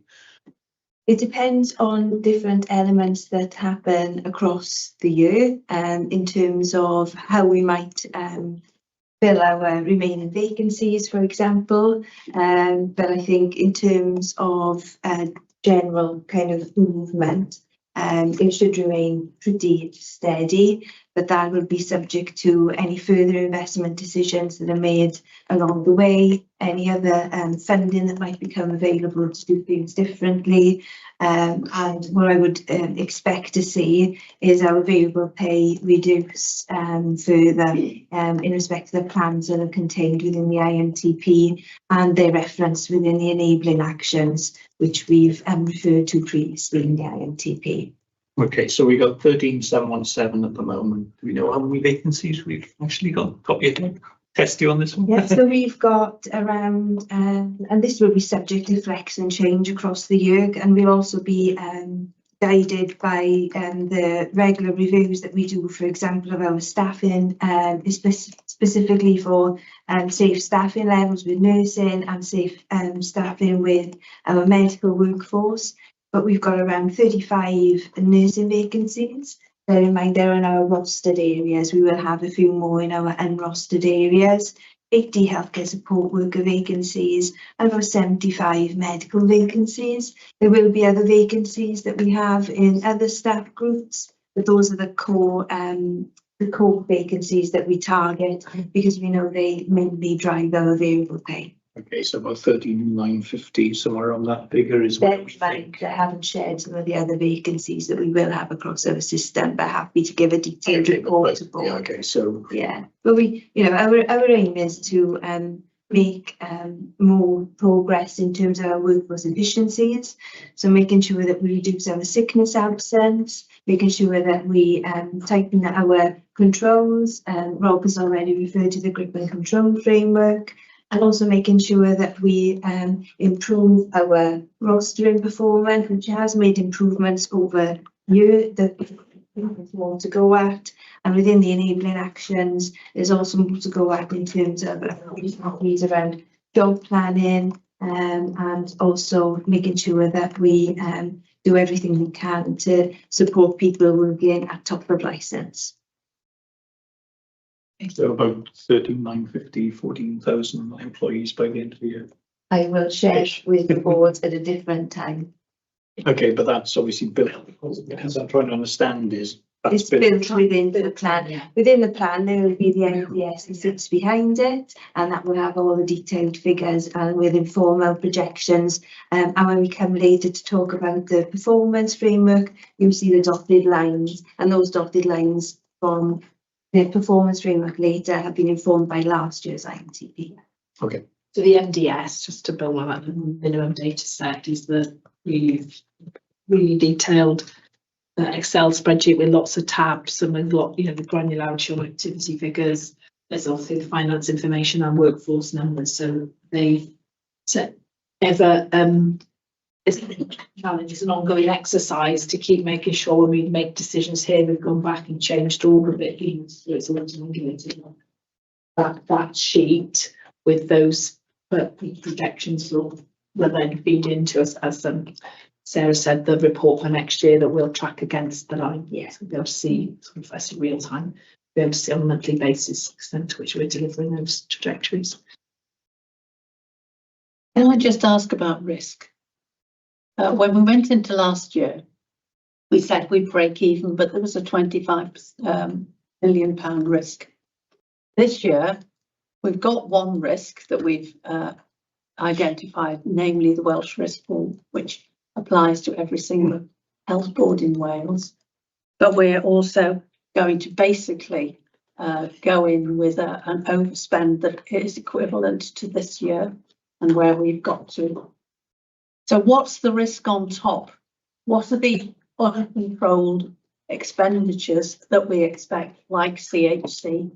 How have we built those calculations in to our strategy?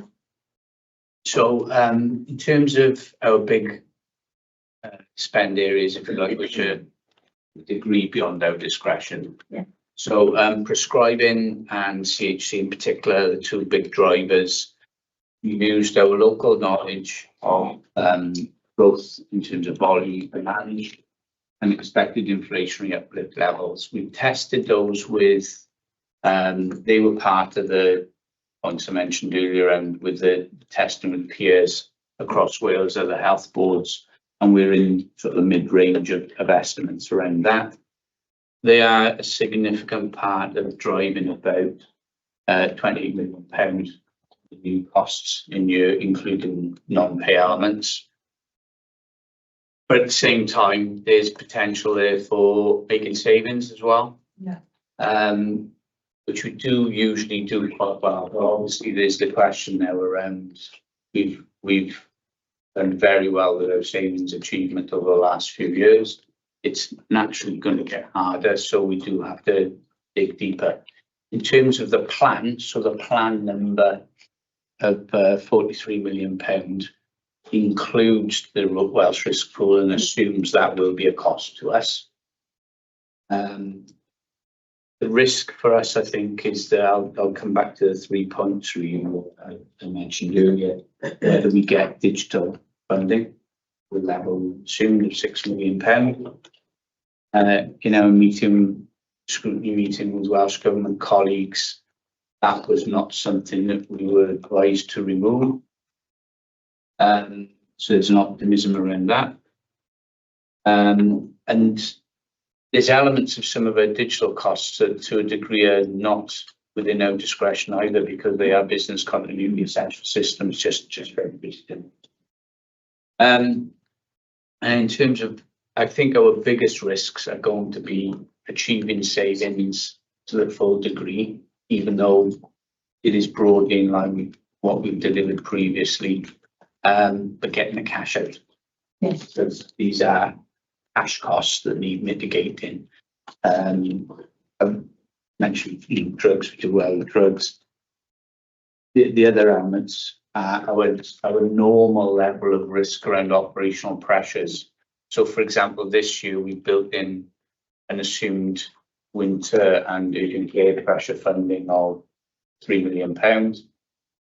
Ideally, if that's not required, then that'll help us deal and mitigate the other issues or support the bottom line. So, in comparison with last year, the savings delivery is an equivalent risk, but I think the costs we've built in, we recognise, whereas last year we had some, I think, optimism around potential additional funding, for example, for winter, which in fairness is what we'd had for lots of previous years. Yeah. So we put that in this year. But yeah, I think the savings delivery is probably the full level is our biggest challenge, and accelerating that where we are able to is something we need to look at as well. So we've got structures. There's a page in the IPP which describes our value and sustainability board structures and some of our service redesign initiatives. But we are going to be challenged, I think, with the ability to cash out as opposed to cost avoidance, performance and efficiency improvement. To give you an example, so we've got in the plan £1 million investment in additional work for RTT waiting times, but that's through doing more within our core. So that's an efficiency, that's the cost of efficiency. So we're doing more, but it's a lower cost per unit. So again, it's that rub of can we get cash out? Is cost avoidance going to help us versus performance? Yeah. But the whole plan has been based on that balance and iterative nature. Yes, I appreciate that. I think it's important, as it was this year, that we illustrate to Welsh Government what our real assumptions are and what our real risks are, because it was important in our scrutiny meetings when we said, well, you said you could, well, actually we said we'll try, but there was a risk of 25 million, and you were notified of that. It was important to set the context within which we were working and the way in which the board had considered the risks it was willing to bear and those that they wouldn't. Please. Thank you. Yeah, I just wanted to add, there was a really, there was an NHS leadership board yesterday where we spent quite a, a significant amount of time on the financial context. And looking at those areas that we can work together on, because most of these are absolutely common issues that all of the health boards in Wales are facing. So particularly continuing healthcare, recognising the significant growth in costs that's presenting to the financial position, the Welsh risk pool, medicines, albeit there's a fairly robust programme of work around medicines, but the workforce issues, the workforce risks and the opportunities that potentially offer by us. Understanding productivity opportunities, reduce that variable pay, what are the opportunities to work differently. So there's kind of a national programme coming together around those themes again to support us all and make sure we learn from each other and we do things well. So again, it was a really positive discussion and hopefully will support our local work as well. So just thought I'd share that. Thank you, that was helpful. Are there any further questions or comments? We have discussed this considerably over the past 2 months as it's been developing. Are you prepared to adopt this annual plan submission with a nice letter which outlines everything? Yeah, thank you, and thanks for all that support, and I'll pass on a thanks to the team and add mine to it. It's just to say, in the final version that goes in, we're doing final checks on numbers in terms of we put a lot of store on our baseline, so we'll just be making sure that they are the most up to date positions and reflect. So if some of the baseline numbers look slightly different from this, it's because we'll be updating them in line. Okay. Fine. Thank you. Thank you. Do we agree? Very difficult job. Should we have a 10-minute break, please?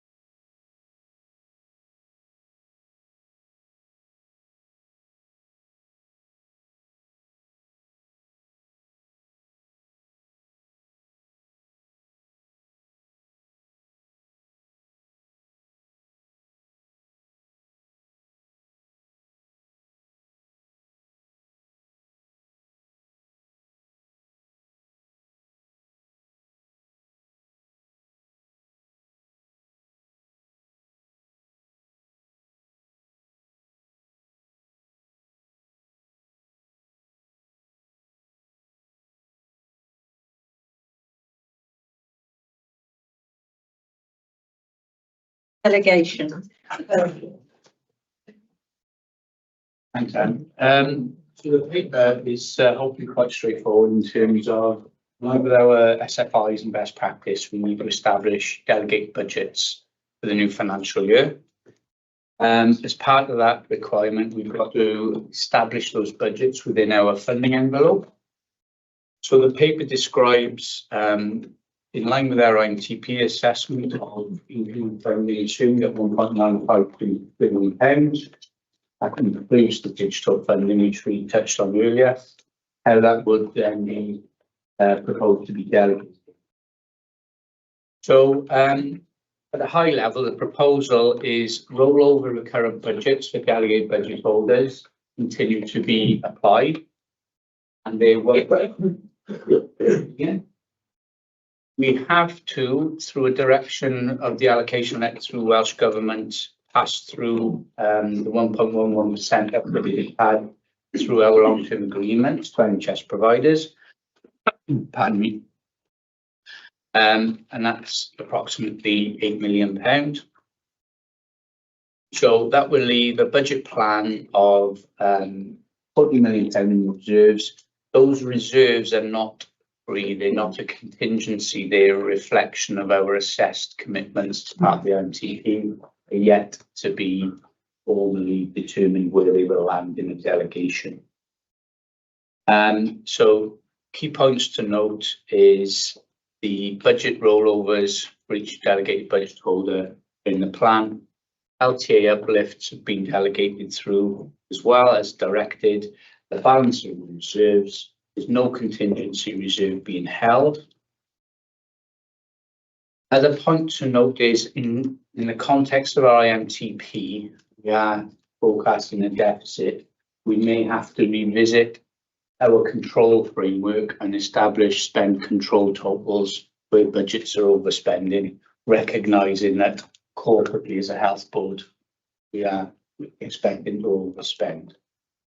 That's a future checkpoint. So basically, to summarise, this paper describes how budget holders at an operational level will have budgets to operate within, be delegated to them.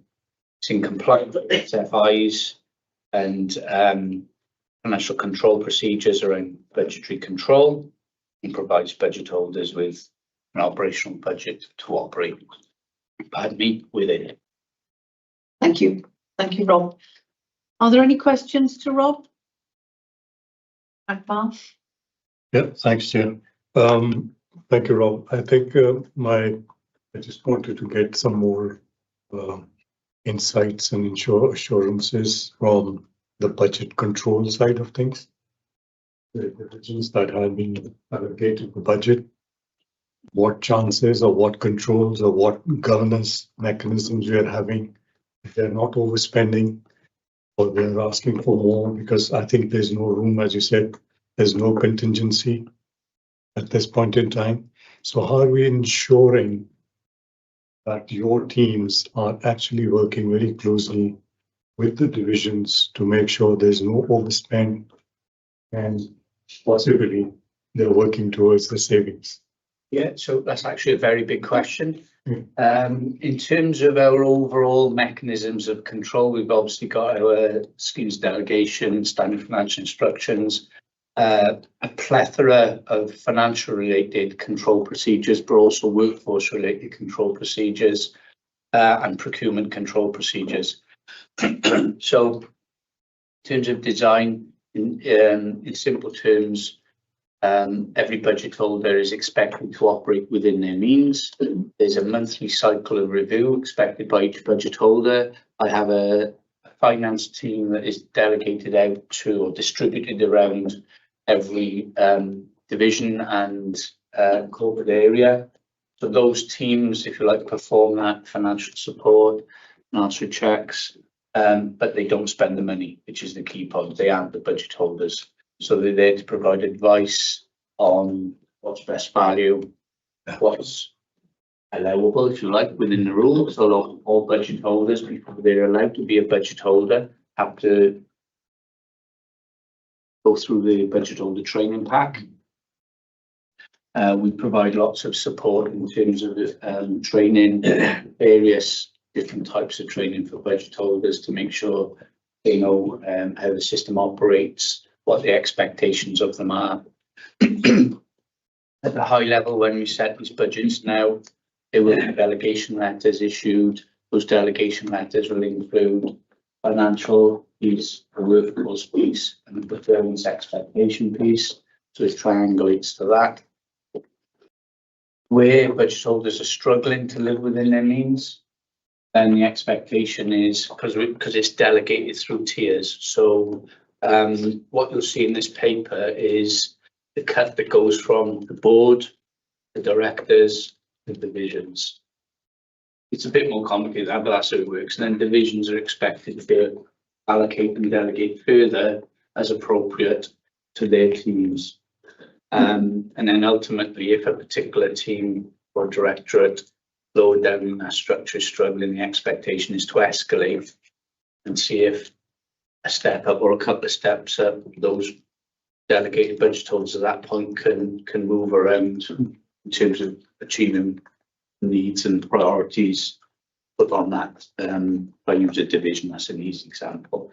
That might mean implicating or moving budgets from a division, from a directorate to another, and management of that in terms of what's been done operationally as well as potential workforce.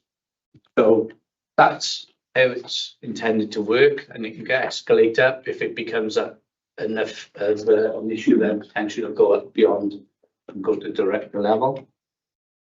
In addition to that, we've got the performance framework, which again covers multifactorial finance being one.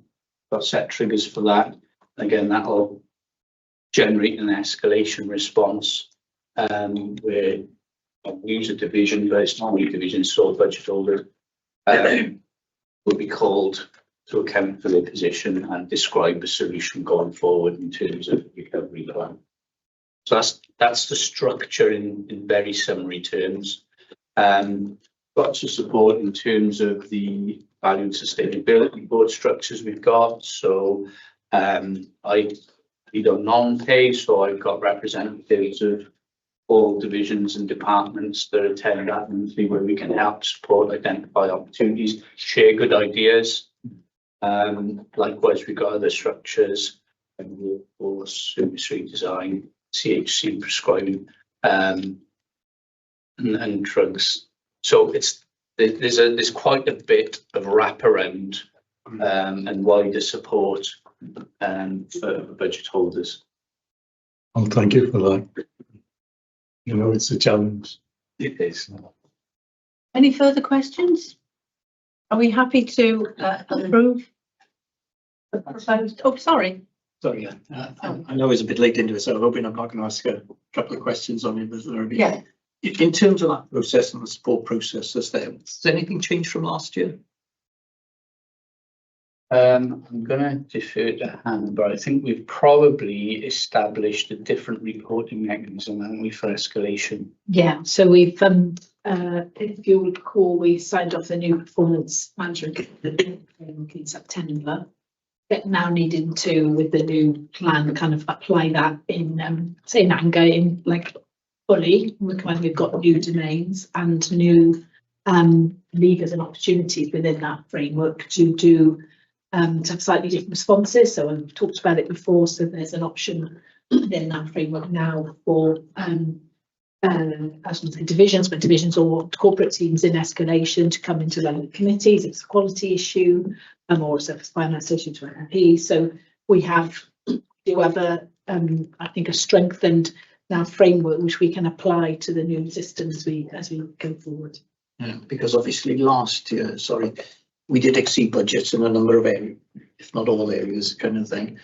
In terms of the accountability then, and people being literally held to account for those budgets, how much support have we actually given out, or how many people will receive for support? And then we will expect them this year to adhere to the budgets that we now send. Well, we have had, in terms of response, I don't know if this answers the support question, which I'll come back to, but those in financial escalation have been brought into specific special budgetary meetings, most of which, if not all, Nick has chaired or Nick has chaired all. So we've had at least 2 cycles of those where, yes, understanding drivers of the position, but predominantly focus on opportunities, do pick up a bit of the support in that respect. I don't know if we've actually, other than there's been additional training, as Rob's already touched on, that's gone in. And there is quite a wraparound already into teams in terms of business partners, not just finance, but there's HR business partners. All divisions have got a business partner.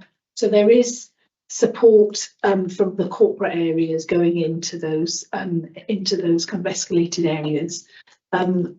I think maybe, you know, when we talk about finance now, but if you think of some of the areas in escalation, we have quality. We know we have mental health escalated for quality. We get additional resources in leadership capacity, and that led to them being de-escalated. Specifically on finance, I don't know if there's an over and above the training and the So business partner support. Thanks, Hannah. If I pick up the finance piece, so in terms of those escalations, there's a lot of wraparound within the various teams to do the diagnostics, look at what causes that. Some of that identifies where there's opportunities to change. There was a lot of work on benchmarking to identify opportunities for change and improvement there.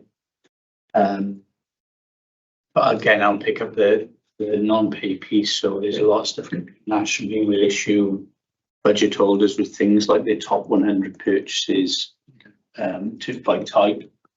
A lot of work from Sarah's team with the variable pay opportunities around that. So I think probably the biggest challenge is whether some of the budget holders take those opportunities forward. And some of that will be in the mix of pressured roles already. However, we continue to have a lot of opportunities identified, particularly on the efficiency piece and variable pay, which is why they are now into the new year, those programs. One other one quickly, and this is because I haven't had a chance to check, the 1.953 billion, which I think is the figure that we're allocating out to the budget holders. Is that the income that we're receiving, or does that, if we spend that bit, that gets us to our deficit or expected deficit for the year?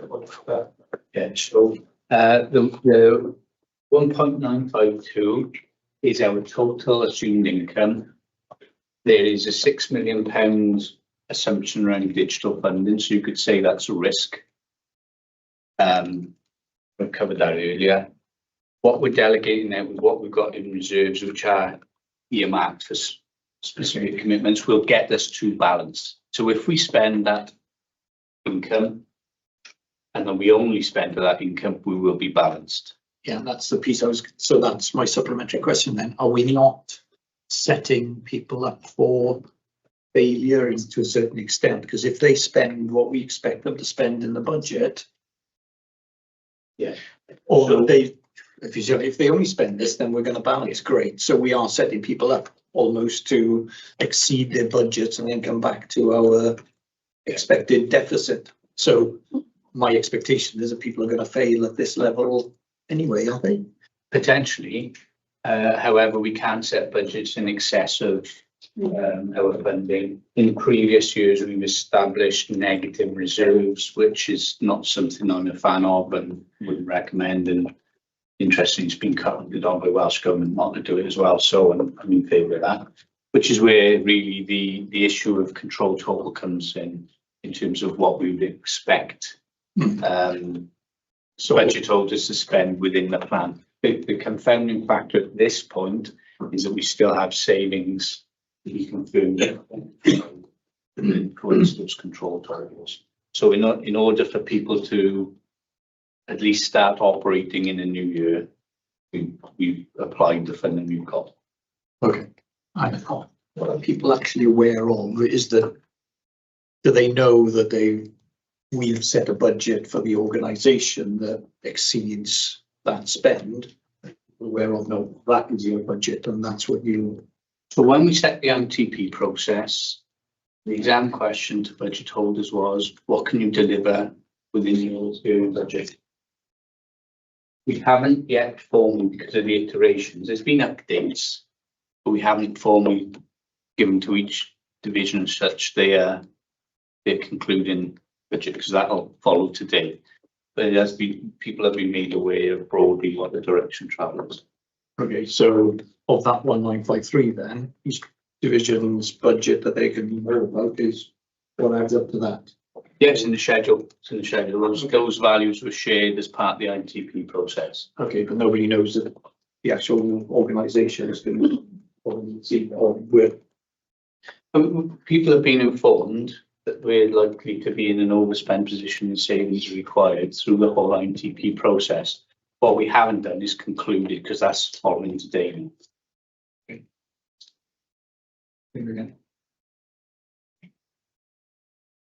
Anything further?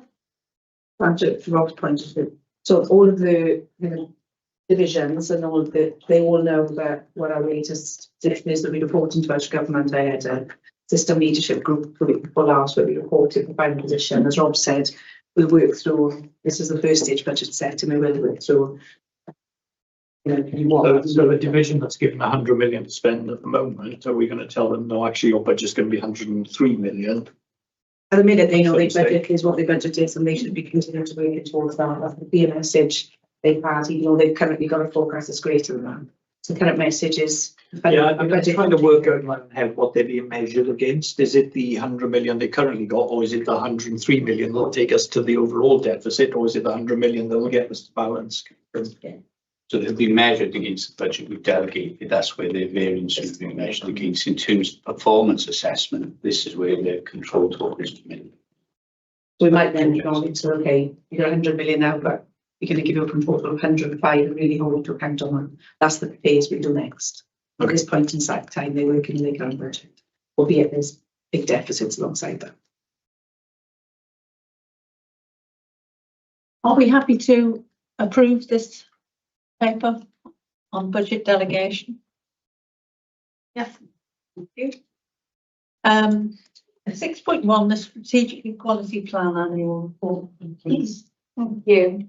The board is asked to note the progress for our strategic equality plan, which we set in 2024, and also approve the report for publication in line with our statutory obligations. We're in the second year of our 4-year plan, which is organised around 4 elements, which we call the 3 Ps. So our patients, our people, and our population for inclusion. There are 59 equality objectives, which sounds quite a large number, but some of those are overlapping across our 3 P areas, and some of them will have been delivered in previous years in terms of securing our commitment. The second year has been very much about progressing with delivery. And within the report, you'll see what we've set out to do and the progress that we've made, including a note to next steps to follow on over the next 12 months. There's been tangible progress in 3 key areas, mainly accessible communication for our population and patients, supporting very much digital interpreting services, our support for people who may be accessing ophthalmology services aligned to RNLB recommendations, and also access for deaf patients through BSL routes within audiology. We've also made significant progress in terms of disability inclusion and reasonable adjustments as an employer, implementing a health and wellbeing passport for staff, creating a new diversity managers guide, and also for a couple of years we've been striving towards achieving level 3 disability confident leader status as an employer, and have been very pleased to achieve that this year. We've also made progress around workforce inclusion, engagement and governance. refreshing our staff networks, and also being very positive in securing 41 volunteers within our workforce to come through as equality champions, and we'll continue to support that role and look to increase spread of that role as we move forward. We've also strengthened how we learn and listen from our communities through Civica feedback and big conversation events, and also made progress in relation to our race equality objectives. We do recognise there's more work to do significantly in making sure that our workforce data is improved in terms of personal characteristics in ESR. We continue to work on that. And also Year 3 will accelerate that delivery and look to make more progress in several areas. So I'm happy to take any comments or questions. And also just to reiterate, would welcome approval to publish the report by the end of this month. Thank you. Are there any questions or comments? Akmal? Yeah, I think that's great. So I think there's quite a bit of improvement in terms of the race relations policy and also the inclusivity, especially the protected characteristics. So I was just wondering that in our surveys, our staff surveys, is there a question which actually addresses this or gives us any insight in taking some data or concerns or areas of work to be able to see how well we are doing on these measures? There are a number of questions in terms of personal characteristics that people can voluntarily enter into the staff survey. And there are also several questions around progression routes, bullying and harassment, and questions around fairness and equity. And what we're doing at the moment with those results is trying to cut them across several themes so we can identify any areas which we may need to reflect on some of the work we're doing for the strategic quality plan, and areas that we may want to specifically target. It is challenging to get confidence from all of our staff in terms of entering that information into our system so that we can make more informed choices around that data, and that's why that's a key continuing piece of work for us to understand why people may feel they can't enter their personal characteristics, and to provide them with more confidence and assurance in terms of how we use that data to improve our ways of working. Right. Any help I can be more. That would be really helpful. Thank you. Sure, just one more question, please. Okay. It's with regards to the staff awards. I think what I've seen previously also is that it really is not a reflective of the working population that we have or the workforce that we have.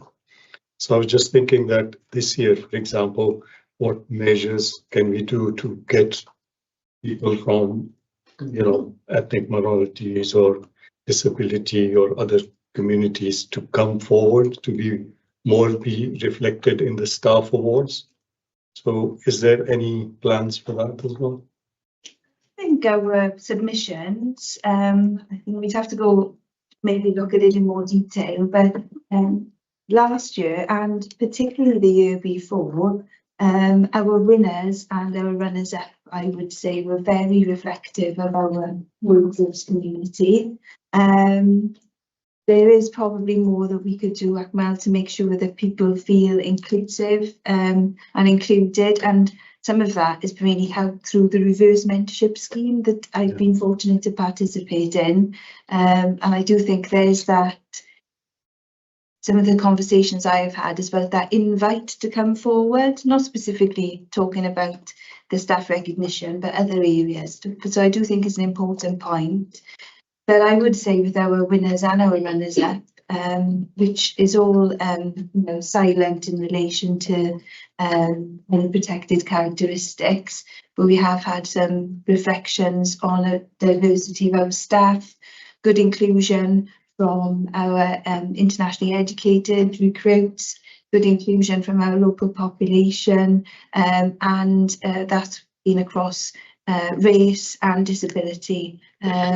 So I think we have had really good representation, but note there's always more we can do in encouraging people to come forward. Thank you. Thank you. Ewan? Yeah, it's just touching on the conversation you've really been having, because we obviously put in a lot of work in terms of this, and there's a lot of steps forward in what we're doing, but it's linking them into what the outcomes are. I'm not seeing a great deal in this report around, well, this measure has gone up or down because of the work that we've done. So there's a lot around, this is what we've done, great. The almost the so what kind of comes out of it around, you know, I would see, you know, some adverse reports mentioned going down, and some other items that we would want to see more inclusion going up, kind of thing. I don't And think, it's the link between the two. yeah, I understand. There hasn't really been explicit in the strategic quality plan that we set.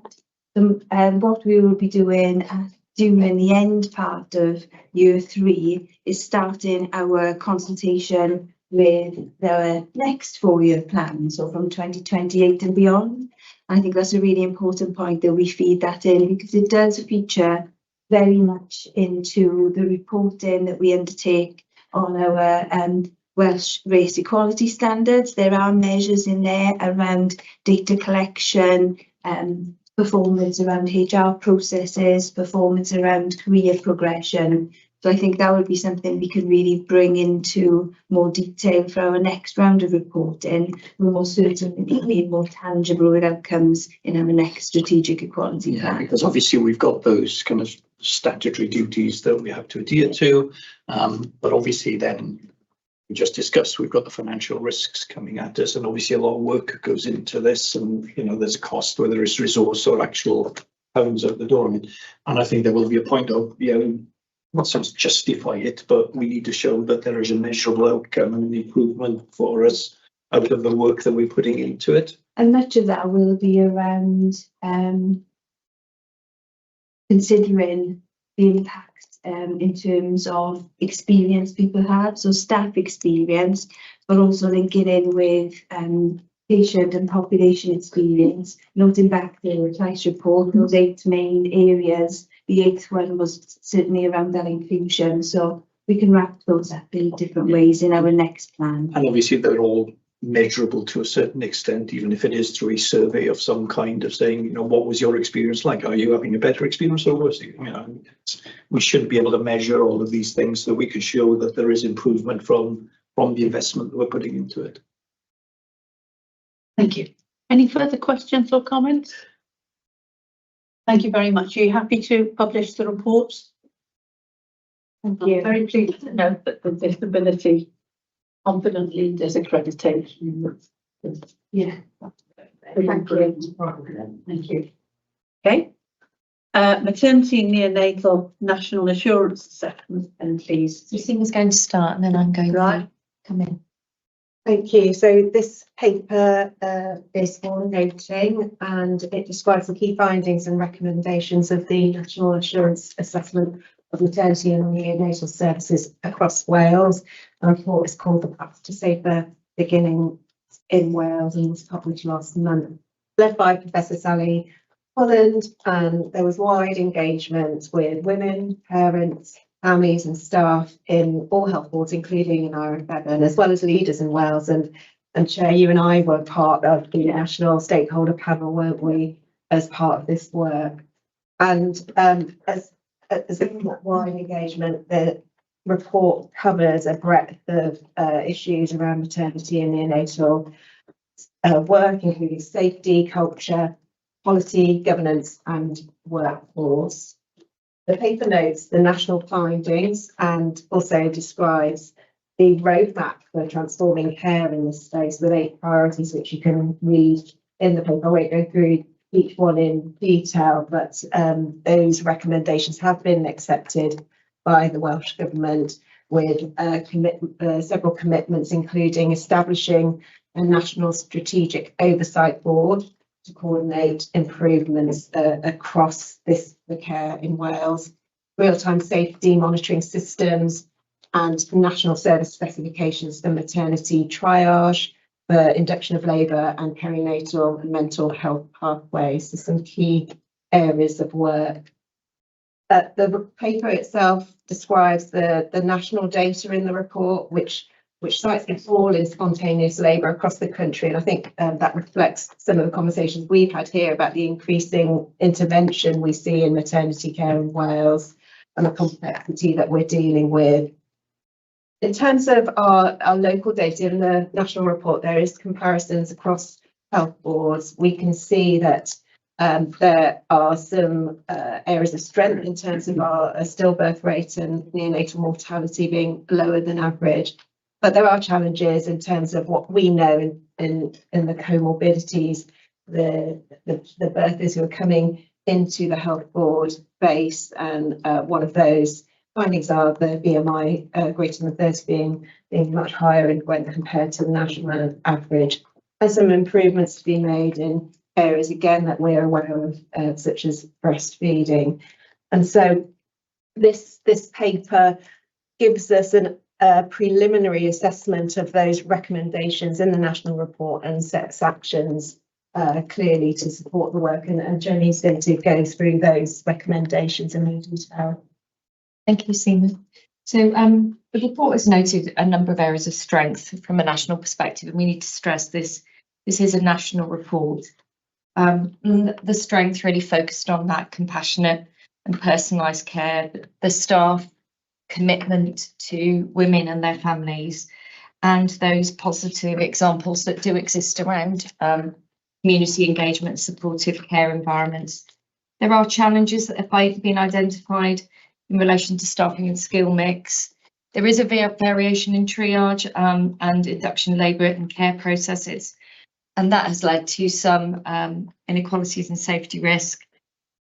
There is nationally a view that there is insufficient perinatal mental health provision and gaps in data quality. So there's very little in terms of national marketing data, and some gaps in terms of that cultural and psychological safety issues, particularly around involvement of families.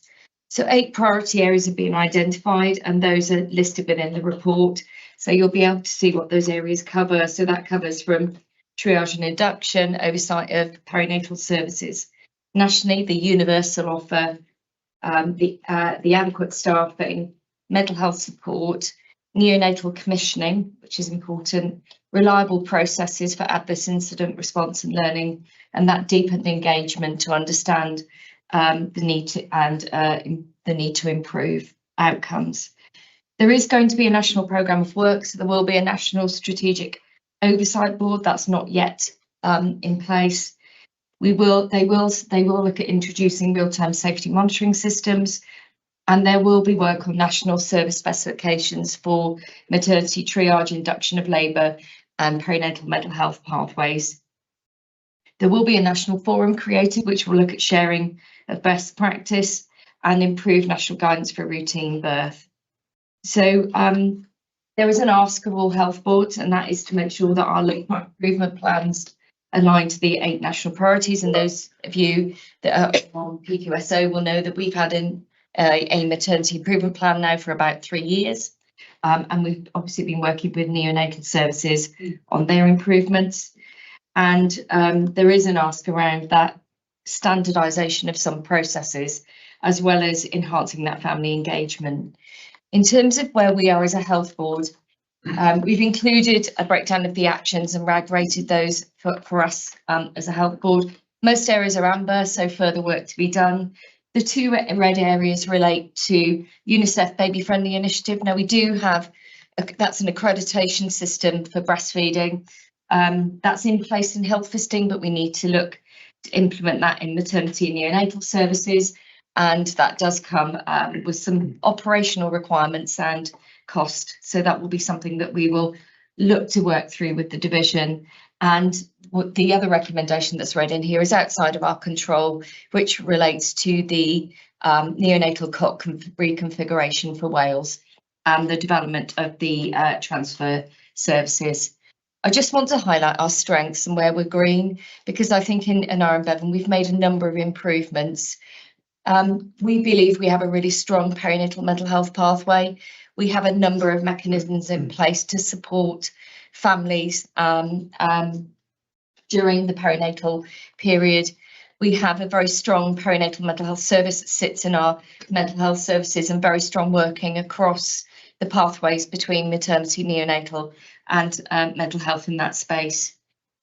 You'll all know that we've reported previously, we have really strong engagement with families. We've done lots of work around widening access, looking to ensure that we can engage with families where there may be a language barrier or other barriers that exist. And we've done specific work in local communities around how we communicate and how we better engage them in their care. You'll be well aware that we've had a pilot in Newport, for example, around Bangladeshi women and engaging them in an antenatal care programme that is really meaningful for them, as well as the work that we've done more globally on our diversity and inclusion.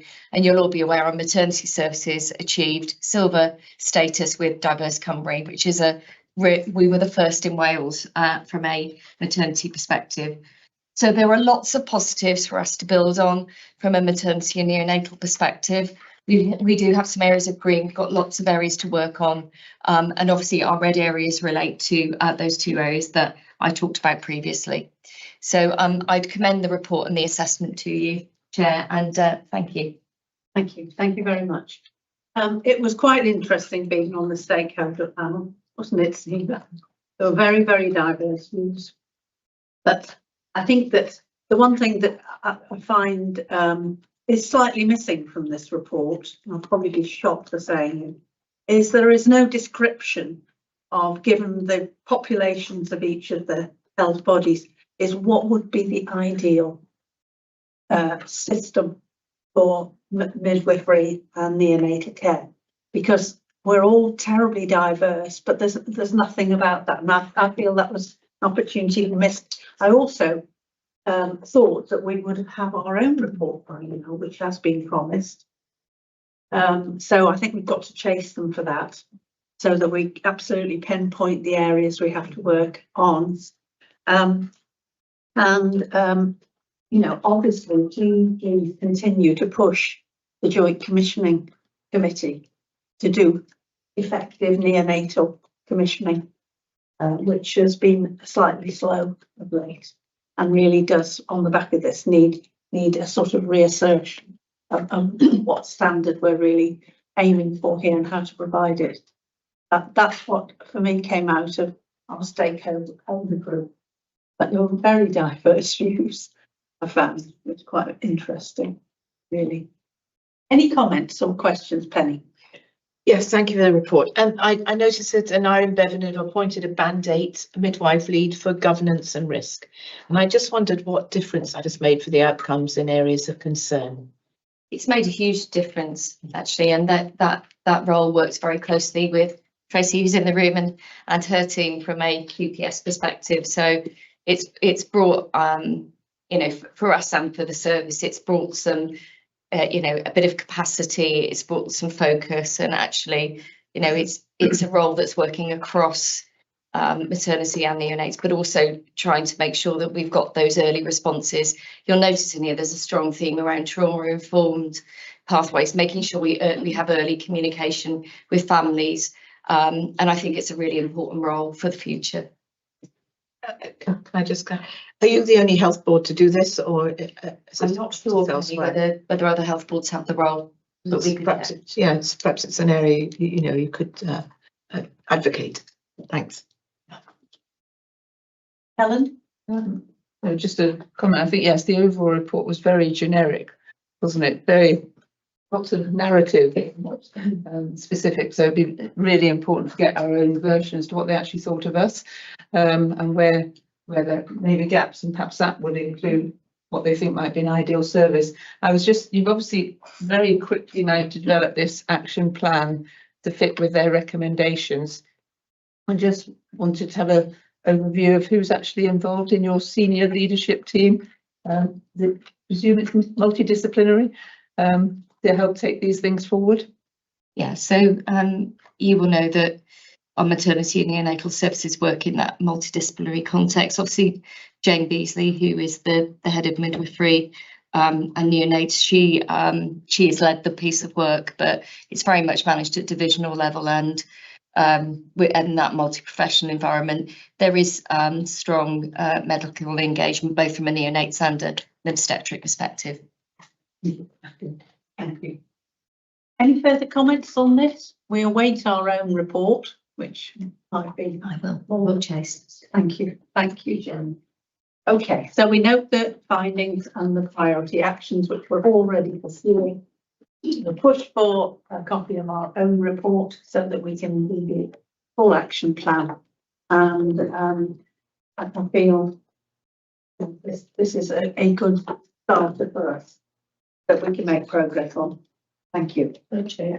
Oh, sorry. Just briefly, only because you know, we often focus on some of the negative feedback we get, naturally, which is important for us. But I did have an email recently. There was also a copy to the UK Parliament about someone who had their baby it was their 6th baby. They'd never been to our hospital before, and it was the most incredible complimentary email I think I've had. It really was quite thorough, and it talked about the care, compassion, some of the kind of the way they adapted to some of the individual's needs, the mother's needs. So I will forward it around and share it to you, because it's important to, sometimes you also benefit from some of those. And we know, you know, there's lots for us to do and lots for us to improve on, but it really was a quite special email that I feel like I should share. So I really great. I think we'll enjoy that. And I'm also here very happy to see that Jane has taken neonates under her wing, and having gone round the unit a couple of weeks ago with her, she definitely has kept it under her wing. Yeah, thank you, which is good. Performance reporting then, Hannah. Thank you, Chair. So the performance report is the information where we have it up until January, and includes updates on this year's IMCB commitments and the corporate appendix on enabling actions. Just to say, the next performance report will still be these metrics, these trajectories, because we'll be closing down this financial year. But then, as we just agreed, the plan, whilst the structure will look the same, obviously the trajectories and everything will be refreshed as we go forward from April to reflect those trajectories we've signed off. I'm just going to draw out some areas of progress and challenge against the key thematic areas, and I'll hand to Sarah first on workforce, Jenny on quality and Rob's report. So from a prevention perspective, good progress. We talk about best start in life and children being a key focus. We're starting to see that come through in the metrics in terms of those really important checkpoints with mothers and families and babies. That weight and measurement at 8 weeks is improving and ahead of trajectory and target.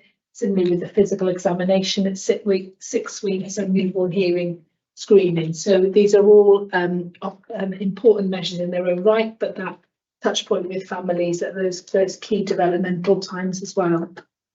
From a vaccinations perspective, we talked about this quite at length in our January meeting when Tracy presented her DPH annual report with a focus on vaccinations. In terms of flu, as at the end of February, was sitting just under 74%, higher than the average in Wales, but clearly when you look in the report, still some variation across our locality areas, and I know there's plans in place to how we target to address that inequity, and there is that vaccination equity plan that's leading to a number of our meetings to date. From a COVID booster, from the autumn booster perspective, again higher than the Wales average, but not resting on laurels and still further work to do in terms of improvements. And I think so from a childhood vaccinations perspective, that the formal data is still, it's Q2, which I appreciate is out of date by now. So work is ongoing about how we get the formal information in a more timely way. But there's a huge amount of action because this isn't where we'd all like it to be, and still again that variation, but a huge amount of action, some of which is pulled out in the report. And again echoes the actions and commitments that Tracy set out in her DPH report. From a primary care perspective, the PIPS service, so the pharmacy independent prescribers, we now have just over 50% of our pharmacies offering this service, so really increasing that offer and contribution to the primary care sort of area of work. So that's ahead of where we wanted it to be, which is positive. And similarly, the common ailment scheme activity is continuing to increase and again contribute to the primary care offer. Urgent and emergency care, as we've touched on already, we are in escalation. We are committed to embedding progress where we make it and focusing on the areas where progress is a bit more stubborn. So just to draw out a few areas from the report and to update where there's information. So in terms of ambulance handovers, this is one of our de-escalation criteria. So de-escalation criteria is about 1 hour, is the 1 hour metric. Numbers of ambulances waiting over an hour, but obviously we're tracking over the ambulances waiting over 45 minutes as well, because that's the new kind of mandate that's come through. So we had 578 ambulances over an hour in February, so not where we wanted to be, but are making improvements. And up till 22nd of March, there was 411 in month, so albeit with a week to go, hoping to see and expecting to see further improvements there. So whilst again, and I'm sure Matt will come in, there are still some challenging days, a real focus on how we recover, how quickly the system can recover when we have those particularly difficult days in terms of flow at the front door. We continue to perform well from a 4-hour performance perspective, whilst not achieving the Welsh Government target. We do perform comparatively well on 4 hours due to some of the structure of our system in terms of that separation. And pathway of care delays, we know we've been on a bit of a journey with this metric, which is obviously a joint priority with our partners. We've made significant progress. There was a bit of a bounce back then in the winter months. So as of February, this was at 180. So remembering we'd achieved 160 in it was October, but our March, it's not completely finalised, but I understand March is going to be around about the same, maybe slightly less than 180. So important that we keep that focus. Yeah, so that's coming down from a winter peak of around 223. However, in terms of the challenges, so 12-hour waits in ED, again, that's another de-escalation criteria. The expectation is that at 93%, at least, yeah, I've got the right call, get that the right way around. So obviously we don't want anybody to wait over 12 hours in ED, but the de-escalation criteria is not at 93% patients wait less than 12 hours in ED, and current information is that it's at 92%. So it's quite stable as well, but we clearly want to make further improvements in the 12 hours, the 12-hour build on the progress made. Where we are again stable, but not at the level we want to be, is around the wait to be seen time. So time for patients to see a clinician at the front door. So it is stable, but we need to up our de-escalation criteria is 60 minutes, and we are some way off that at the moment. I know there's focus work hand to Matt in the moment in train to try and address and kind of unlock some of the improvements required to both deliver the improvement and then sustain it. So just to finish on UEC, and I'll hand to Matt if you want to add anything, is there are a number of actions, and I know we've got a session on board development coming up and how we're refocusing, work from the 6 goals, learning from our next patient, learning from winter, and learning from elsewhere, and bringing those into a refreshed programme of improvement to deliver the commitments as we've just set out in the plan in terms of delivering that de-escalation criteria. So more on that to come in terms of some of the detail. Do you want to add anything on UEC? So the only thing I think is important to note is that there's a number of metrics that we have to look at, and for example, the number of lost hours in total. If you look at January and February, comparing last year to this year, actually we've lost 4,000 less hours in January and February this year. So there is progress year to year in terms of what's happening in the organisation. A lot more to do, not where we want to be, and I guess that's why that refresh programme is so important. We will have a focus both on operational and strategic changes in the UEC space. So from how do we make operational changes to improve the wait to be seen, for example, or 12-hour wait, right through to how we're managing demand in a different way. So I think it's just important to know that there are some signs that you know, if you compare where we've been seasonally, things are on the improve. And then just to end really then, or final few areas, so plan care and cancer. Cancer, again, we've seen improvements earlier in the year, and performance against a single cancer pathway has dipped to just under 56% in January. We're maintaining the performance in terms of time to diagnose. We've got some tricky tumour site areas. So I've got some focus work is drawn out in the report in terms of head and neck tumour site urology, how we're using our clinical nurse specialists, lower GI, we've got some additional surgical capacity. I think the first one is coming on board in March, and focus to try to stabilise the breast. So there's different issues depending on which tumour site, and so therefore different opportunities and actions associated with some recovery required in the cancer performance. RTT, 104 week patients waiting over 104 weeks, as we know, is the target. Just to put into context, so at the start of this year, we had 128,000 pathways. So I say pathways, not patients, because one patient could be on a couple of pathways. So 128,000 pathways that track in. That peaked to nearly 133,000 in the summer, and we are forecasting that to be at the end of this month around 107,000. So still a significant amount of pathways that teams are trying to manage, but you see a big drop. You know, partly driven by the additional non-recurrent monies, partly driven by some of our demand management. But obviously a big focus and big yield from that 26-week outpatient work that supported that. In terms of the, that's not just 104-week wait, sorry, that's all pathways, patients waiting all lengths of time.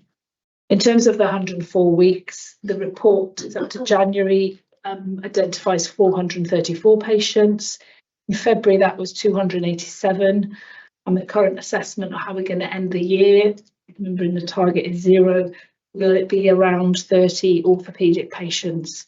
Just to give assurances, these are all being sort of very heavily man-marked, so to speak, in terms of the requirement and where they are on the pathway. That, you know, each of them requires something slightly different. So a real focus from operational colleagues in making that as small as possible, recognising these are patients waiting over 2 years. From a diagnostics perspective, again, the January position, we saw it bounce up to just under 2,400 patients. February, that's around 1,500, so it's come down, and we are expecting at the end of this month, at the end of this year, that to be around 213, 215 patients. So again, we were keen to deliver 0, but again, those patients being man-marked, some capacity and workforce challenges challenging us towards the end of the financial year. The report sets out a number of the position against the efficiency metrics and the enabling actions. I won't draw out, it does show good progress. I won't go into those in the interest of time, but I will just say on that we've had the last kind of 3 weeks, we've had a report done by NHS P&I colleagues on how we fare against the planned care enabling actions. So real sort of helpful for a bit of analysis that shows the progress we've made in a number of areas, and also gives us a steer on the next areas to go at in terms of opportunities. And then finally, mental health. Really pleased to report the sustained and maintained high level of performance in the Part 1A and Part 1B, but for both adults and children. Still some challenges though for adults in the psychological therapies. It has been declining after some improvements. There is a recovery plan that's being developed, and you'll see, if you recall from the plan we agreed earlier, a trajectory for improvement linked to that recovery plan, not to fully, deliver the target, but to get us to at least 62%. So recovery plans in place there. And similarly, the ND, we saw improvement in the ND service, but the increase in demand and some workforce challenges has led to a deterioration of that position. There is a focus on keeping the longest wait below 52 weeks. We recognise that's still not great if you're a family with a child and looking for some support. But that's been a real focus as like an absolute backstop, whilst trying to fully embed the NEST framework, which will help when that's fully embedded to improve performance against that metric. I will pause there for any questions, or hand to Sarah for the workforce. I'll take any questions on the operational bit, handing to Sarah, if that's okay. Thank you. Just briefly answer Hannah's on the 104 weeks where we got 20 to 30 short. We did have a plan that would have delivered 0, but the bone cement shortage is the reason we lost about 2 to 3 weeks activity, I think, and that's why we've got these. So it's just worth kind of, despite the risk that presented, we managed to recover most of our position. So it's a huge effort on the operating team in terms of how this has been. Yeah. Okay. Thank you. Are there any questions? Are you, Phil? Wait a bit. First of all, just a huge thanks, and I definitely like the format. I think it makes things clear. I wanted to ask about how the winter plan was, in effect, the results of that. And I understand it's the spring plan. Easter plans. Yeah. 1 day's notice to get it in, we know. Not long to go before that. And I want to ask about meningitis, which is looking at the vaccines and vaccinations bit, because that's obviously been high on the agenda. Just wondered, it may be useful just to get an update of our local connections on that or situation, if I could. Obviously, this is quite a hot topic because of the outbreak in Kent. The cohort that is affected by Kent, so young adults, aren't a usual cohort to get Men B vaccination. So Men B vaccination is given to under 2-year-olds. And obviously the incident in Kent has been quite extraordinary. So young people get the Menacui vaccination, which is the viral meningitis at year 9, so around the age of 14. So that is routine in the NHS. The resource around Men B is obviously being focused on getting into Kent and making sure that the NHS provision, so that general provision, so the under 2s is serviced. So there is limited, there's not limited supply in terms of the vaccination generally, but it is being targeted and making sure it goes into NHS structures. So there obviously is huge concern around young people, but for this age group to get Men B, it would be available privately. So some pharmacies provide it privately, and also some outlets you can get it privately. So it's 2 doses that you need about 4 weeks apart. It's about £110 to £130 per dose. But I know there are conversations going on in terms of, as constantly with vaccinations, about the review of availability and what vaccinations are on the general circular. So that is ongoing all the time on all vaccinations. So it may be what's happened in Kent will start to inform a different conversation, but that's the situation at the moment. So under 2s get Men B as routine, and that has been the case for 10 years. And young adults, so around the age of 14, they get the Menacui vaccination that doesn't include meningitis B, which is the bacterial version. So, like I say, because of what's happened in Kent and the extraordinary circumstances around that, UK HSA, so the UK Health Security Agency, are working very hard to keep us informed on the best approach to keep our communities safe. Just thinking that it's with Easter break, I mean, it's a student population, and come the Easter break, the students then will leave and move back to whatever. I just wonder, is there any implications for us? Or yeah, I think there's implications always. Any advice? Young people, I mean, my concern would still remain on measles. You know, if we see measles outbreaks all over the country, we're a holiday destination here in Wales. So, you know, I've got my eyes on that, and we always know that Easter and spring break are always big migration points around the risk of infection. So my concern, my lens is on measles always within this. But yeah, the fact that children, well, young adults will be returning home during the Easter holidays is a concern. However, to put that into balance, we are seeing those numbers in Kent now coming down. Right. You know, we're not seeing the level of infection and the level of spread that we were seeing, you know, a week and a half ago. So hopefully, we can't say because we haven't got the data yet, but hopefully we are seeing that reduce. But yeah, absolutely. And like I say, the meningitis B vaccination is available privately should people wish to access it. Okay, thank you. Well, Yeah, thank you, Chair. Thank you for the performance report. Just an observation, and maybe you can help us understand this. In terms of the matrix that you've done, covered majority of the specialities. I was wondering, there's no mention about dentistry, and whether there is, does it come as a part of it, or is it taken separately? Is there a matrix for that? Are we reaching that out, or whatever is happening in the community, GPs and whatever? But dentistry, we don't get too much talked about, I think. Yeah, I think that's a fair challenge, Akmal, to be honest. I was just checking we've got information on emergency dental contacts in there. And I've seen quite a change with the new contract coming in, tried to describe in previous reports the impact of that contract on those contacts again. But yeah, other than emergency dental services, we haven't been tracking typically in this report. I can't remember when we last had we do occasionally have like a deep dive into primary care. The report picks up access. Yeah, but that picks up some of those issues. Where does that go? Sorry, Ronnie.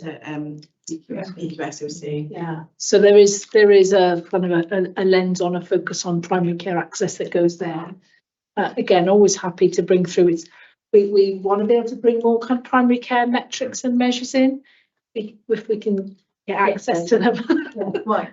But I do think it's especially, you know, there's a lot of, and I know previously, you know, Clive's colleagues have said, as well as GP dentistry is a theme that comes through in terms of concern. And we know with the new contract, we're hearing, aren't we? We're hearing a lot of potential, responses from dentists in terms of how their new contract is landing. So it is something we do need to be tracking, and we can work out, happy to take an action and how we could pick that up into these reports in a better way. As usual, a really good comprehensive report. Clearly the system is running pretty hot everywhere, isn't it? You can see the demands. And we've made progress in many areas, I think, or at least sustained the performance. Some of the areas are a bit worrying that you mentioned. I just wondered whether we could need to get under the bonnet of the performance a bit more. Obviously demand is very high, but is it always demand is the problem, or sometimes it's just that we're not as efficient as we should be? And it would be good at some time to shine the light on some of those areas to find out, well, where is it solely demand, but where is it us? Because it can't be demand 100% of the time, can it, in terms of performance not being where it should be? And some of the phrases that jumped out to me, things like speciality delays from speciality, or whatever that might mean. Is that people, or is it demand? Delayed access to stroke beds. Well, is that because there's not enough stroke beds, or is the system that we can't get people in? Cancer, obviously, a bit of a concern. I've mentioned that. And place-based care. Just a thought on reading the report. It sounds a bit pedestrian from the language in the report, and I would have thought by now we would be perhaps not sprinting, but at least jogging. And it would be good to know, well, where are we with it? Because we've talked about it for so many years now. I think we should be really flying with it. And maybe we are. Maybe the language in the report is a bit dumbed down for where it is in reality. But it didn't sound as exciting the way it was written in the report as I was hoping it might be on the ground. Shall I take the first one and then hand if Tracy wants to say anything on the place-based care? So you're right, and I support like getting under the bonnet, to use your expression, or how we deep dive some of this. We've done a bit of it. We've deep dived some of the outpatient stuff in F&P and theatres, but we could do that and take that approach in others because there's only so much. Absolutely. But the reality is it's depending on the sort of stubborn performance issue it's a mix of things. Some of it is demand, but you're right, not all of it is. Some of it is efficiencies and opportunities. Some of it is capacity. Some of these services are so sensitive to, you know, we all were like, what happened with non-obstetric ultrasound, and it was, oh, we had a bit of sickness in the team. So that's how sensitive some of these high volume and specialist, or, you know, highly skilled areas are to, you know, a slight drop in capacity. There's not enough kind of buffer in the system for it not to impact on performance. So it is, depending on the issue, it's a different cause. But in most cases, I think it would probably be a mix of all, both demand, not maximising all the opportunities of efficiency, and some of it being a capacity constraint. Do you want to pick up the place-based care? I hope it's still exciting. We'll get it exciting again. So we are in a place where we have taken all of the planning around place-based care into the ISPBs. So we're building them with the local communities and the 5 local authority areas. Torvine and Glenagwent, Adern, Monmouthshire isn't far behind, and they will inform that overall planning. And the reason for us doing that is we want to be able to really draw on the assets that we've got existing within our communities, but also make sure there's community ownership. So doing it in that ISPB space has been really, really important. But it has meant that it's a different level of engagement. So whereas I would have expected us to have a very clear plan probably in November 25, and we're probably working now towards the end of April, early May, and it is on the forward plan to come to execs for initial conversation on that timeline. But with that, we will then have clarity in terms of what is the resource that is needed, what is the resource we've got. There'll be service planning at each area level to inform what services we then need to put in and enhance the work around that. We're also plugging it into, you'll know that the Chief Medical Officer has implemented a national programme called Communities by Design. So we're making sure that what we're doing locally also plugs in to the CMO's agenda as well. So there's a huge amount of work going on and a huge amount of things. It has been a little bit slower coming back for further discussion. Right. Anything further? Can I just say, I think the stroke performance has really declined. Why is that, and what are we doing about it? Because we've made such progress. Yeah. I think one of the challenges around stroke is in an urgent care pathway, and when challenged in the wider urgent care system, we see that impact on stroke. That's why the improvement work we're doing around the front end of the pathway, we're heavily linking into the ONX patient work and the urgent emergency care work, because I think one benefits the other. There's something in what Phil said about the capacity and really understanding have we right-sized the capacity for the demand. On one level, I'd say we have, but what we don't have is any kind of buffer there, and stroke, unpredictable in nature, you get the peaks and troughs. So how do we cope better with the peaks and troughs?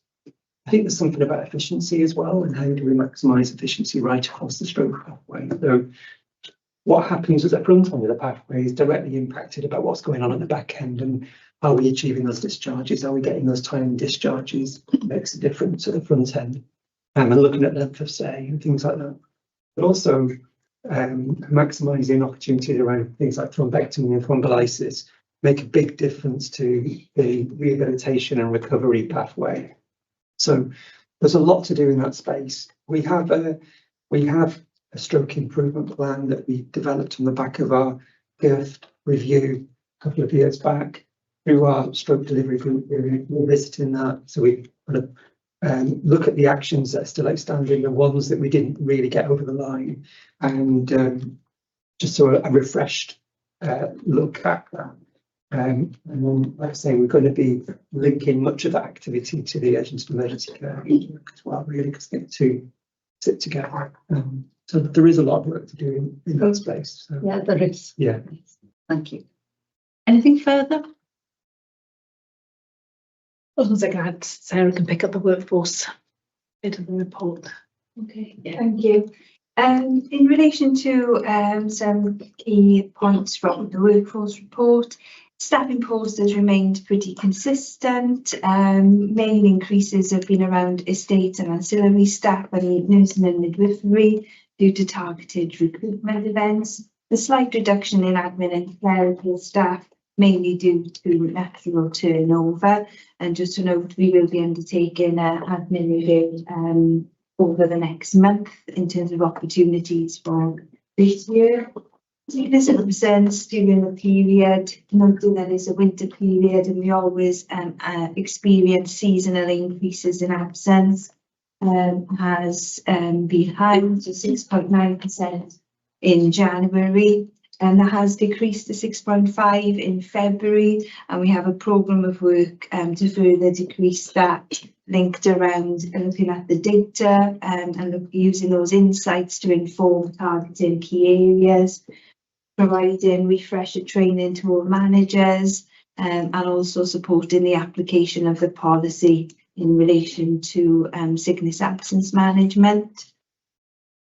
Variable pay has been high, as we would expect during the winter period due to our winter capacity, the increased sickness and pressures on our system. Again, we've got a programme of work to address that moving forward. In terms of turnover, it's remained consistent. PADR has remained consistent, but there's a positive in that. Usually during the months of December and January, we see a downturn in our compliance due to the pressures and other priorities in terms of, but we haven't seen that downturn over this period, and we believe that's been supported by the programme of work which is ongoing to improve performance. Consultant job planning has remained consistent. There is a number of measures which have been led by CIMA in relation to vacancy controls, pay impacting controls and other measures to support that moving forward. And I know that CIMA has got some work ongoing to support that, and I'm going to come in and that please. Thanks, Sarah. So as you say, job planning has remained consistent, but we obviously want to see that number go up.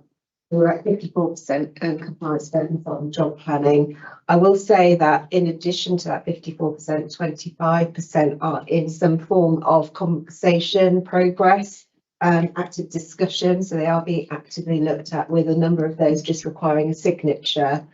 And even though that figure, that top line figure is similar to last month, there has been progress. So if I take an urgent care, for example, they have seen a leap from what was 47% compliance in January to 78% last month, and through some really focused work, working with their clinical leaders and being able to get those signed on. And now working with the team to enable divisions and directorates to get a month-by-month trajectory to get us to that 80% compliance, with an expectation of directorate level action plans, so that I can see what is happening in terms of that progress. Well done. I'm happy to take any wider comments and questions. Any questions to Sarah? No? Policy? Jenny? Thank you, Chair. I won't go through the report in detail. I'll take the section as read, but just a few areas to highlight. So our Civica satisfaction remains stable at 86 to 87% since introduction. Obviously, the All Wales benchmark is 85%, so pleasing to see that we are remaining above the benchmark, and we're maintaining numbers of around 2,300 to 2,500 responses a month. So that has stabilised with the text response. We've got lots of new surveys coming online. We've got the cancer treatment survey, and subject to national funding, we've got the research survey as well coming online. In terms of PALS, PALS continues to provide an important role in terms of supporting our teams. Communication issues continues to be the predominant theme, and we have in Q3 we had 1,500 responses to PALS, so really important in terms of that early resolution support for our patients and supporting our clinical staff on the wards. In terms of our Putting Things Right performance, for the period reported within the report, we were at 59%. We have seen some challenges with our Putting Things Right performance due to operational pressures, which would be expected with the winter period. We've got a very detailed recovery plan that we'll be enacting now to recover the trajectory to ensure that we do get back to that 70% compliance as early as we can. Obviously, the listening to people regulations come into force from next week. That will give us an opportunity for a longer time period for early resolution. We do very well at 80% with our early resolution cases currently, so we will look to see how many we can draw into that informal early resolution space. And actually the feedback from people is that that's a really positive experience because that's a dialogue. So I think, you know, lots of opportunity for improvement, and just recognition really that a number of the divisions have been doing very focused work on the PTR backlog, and in particular maternity and mental health have really shone out in terms of the work they've done and making sure that the backlog is reduced. In terms of patient safety performance, so our mortality indicators have remained favourable, and incident reporting volumes remain high, but that's positive. In patient safety processes, we look at high reporting with low harm, and we are seeing that in terms of our data. We've done a lot of work between Peter's team and my quality patient safety team focusing on validation, so making sure when incidents are reported that early validation through the investigation process is done, so we can be really clear on A, the theme, but B, the level of harm that's in place. Our categories remain broadly similar to previous periods, so pressure damage, pleasing to see our levels 3, level 4s are very low, and also our validated unavoidable incidents remain higher, but our avoidable incidents remain low. Falls, we've seen pleasing improved performance with a month-on-month reduction and a strong rate of 5.54 per 1,000 bed days, and that's 19% below the national average. We continue to see a theme around obviously violence and aggression against staff in our data, which I know the board will be well aware of, and through the People Committee, and obviously medication errors continues to be an area of focus. We have detailed improvement programmes that sit behind each of those themes, and clearly we also focus on our wider quality improvement work. So lots of work in terms of that validation process, but also in terms of those improvement programmes that sit behind this. I really want to draw out the fact of our ward accreditation process. So we've now got over 160 areas. So we are looking at not just wards, but teams and different areas as well. So there are 160 in process. We've had some delays over winter in terms of progressing through to silver and gold, but we would expect to be reporting to the next board that we will be having some gold areas, and currently medicine and surgery are fighting to be the first one. So it's really pleasing to get that competitiveness between teams and divisions to be at the top of the table. So it's really, really pleasing, and it's been really pleasing to see some of the results. So we'd expect to see an uptick in terms of ward accreditation performance over the coming months as some of the winter pressures ease. Just from our remaining two pillars, so from an infection prevention perspective, it's been obviously challenging through the winter in terms of respiratory viruses and norovirus. Through work with Tracy's team, I think we've done a huge amount of work in terms of being able to spot our triggers and to be able to report those and to take additional measures where we see spikes in data and infections. So that's been incredibly helpful, and some of the work we've done is being taken forward nationally. So again, that's really pleasing in terms of performance. And our safeguarding, in terms of safeguarding, really strong on adult level 2 training, And we've seen an uptick in terms of our child and adult level 3 training. Small increases, but nonetheless an upward trajectory and running. And we're continuing to support, obviously from a wider systems perspective with the Safeguarding Board, but we have seen an uptick in the requirements for us to attend safeguarding meetings, and we work very closely with divisions and our wider teams to make sure that we've got the right representation in those environments. Thank you very much. That was very comprehensive. Any questions to Jenny?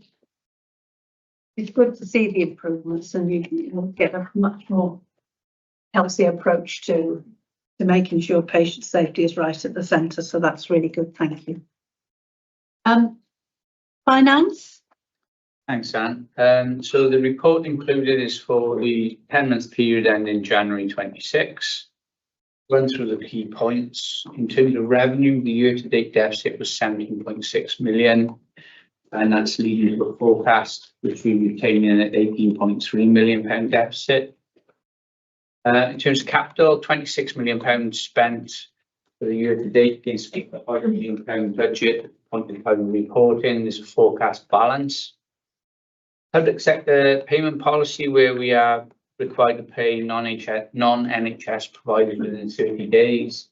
There's 95% target when we run at 7%. And our cash holding was 3.2 million at the end of the month against a 6 million pound Welsh Government guideline. So we're within that tolerance as well.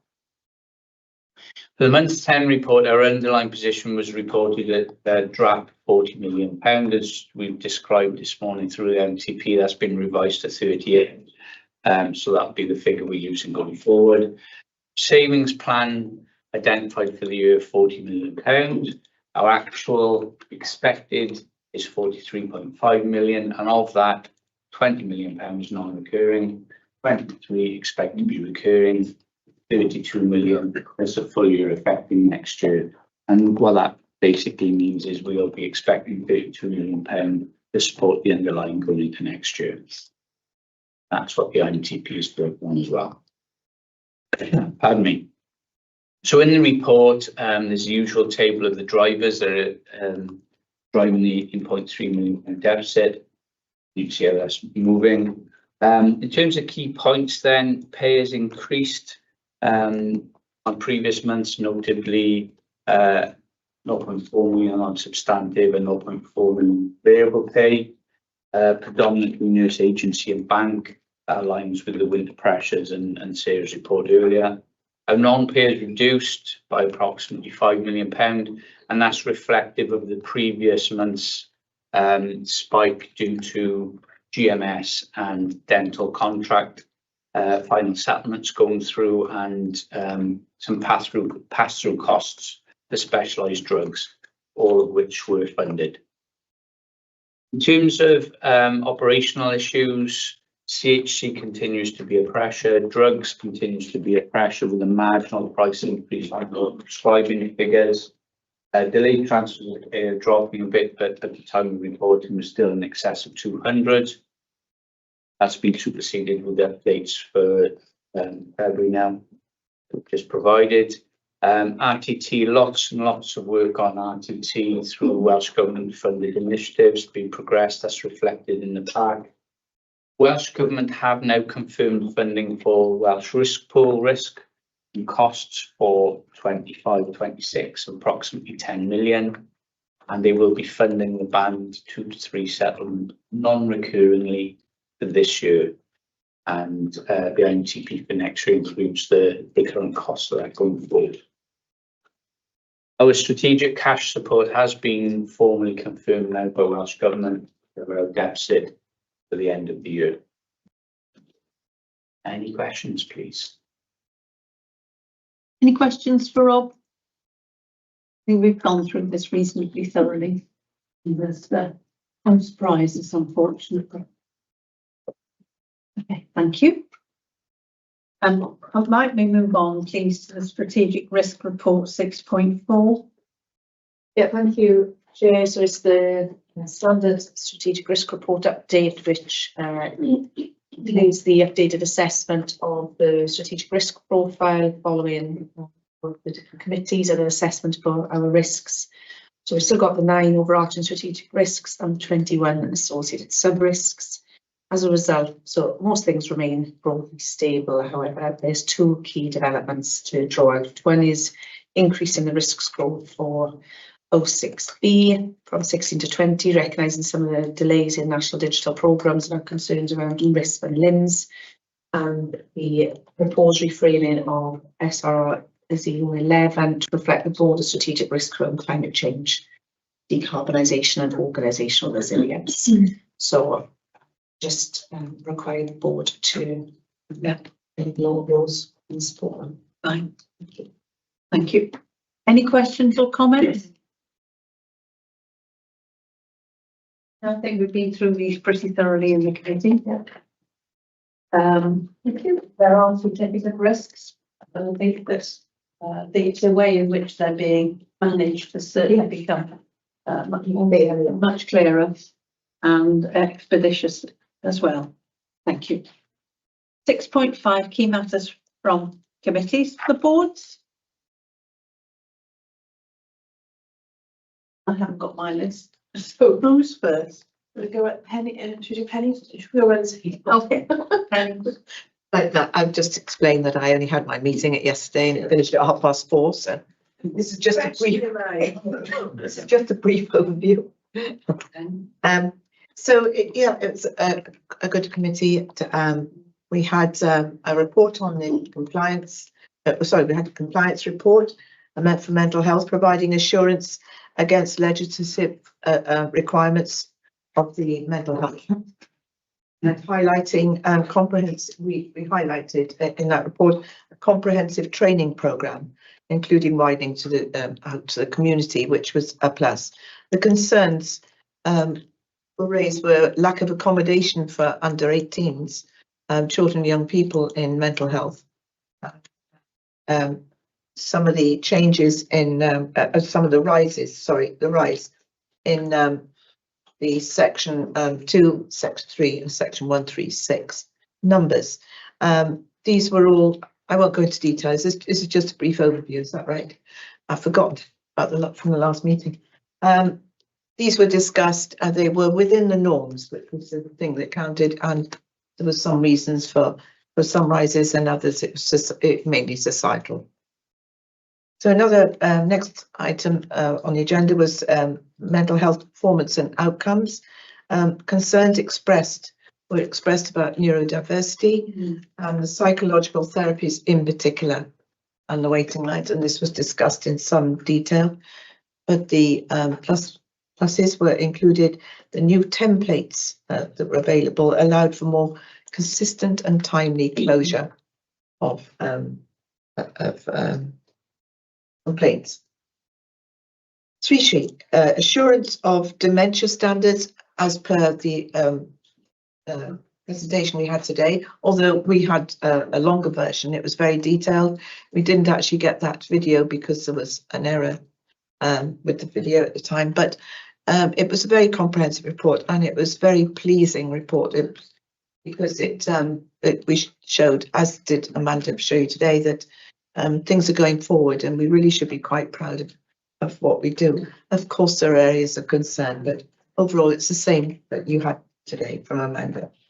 And then we had the inspection report from Main Diff Court. Interesting, far more positive than we could have thought, because you know the estate where it is and you know the difficulties that they face, but it was a positive report. Very, and the action plan showed that any recommendations are being carried out as far as funding allows, because there are some areas where there is no funding. So these are being reviewed. And then an update on the Mental Health Act bill. Concern was raised about the CTO renewals every 3 months instead of every 6 months, and the tribunals being brought forward, so every 6 months. Because of the implications on funding and staff resources, you know, the staff uplift will be necessary. You know that the difficulties here are really almost insurmountable because you know there are reviews going on about how this can be overcome. It isn't going to be immediate anyway. I think it's a gradual process. isn't it? So, you know, we have time to look at this.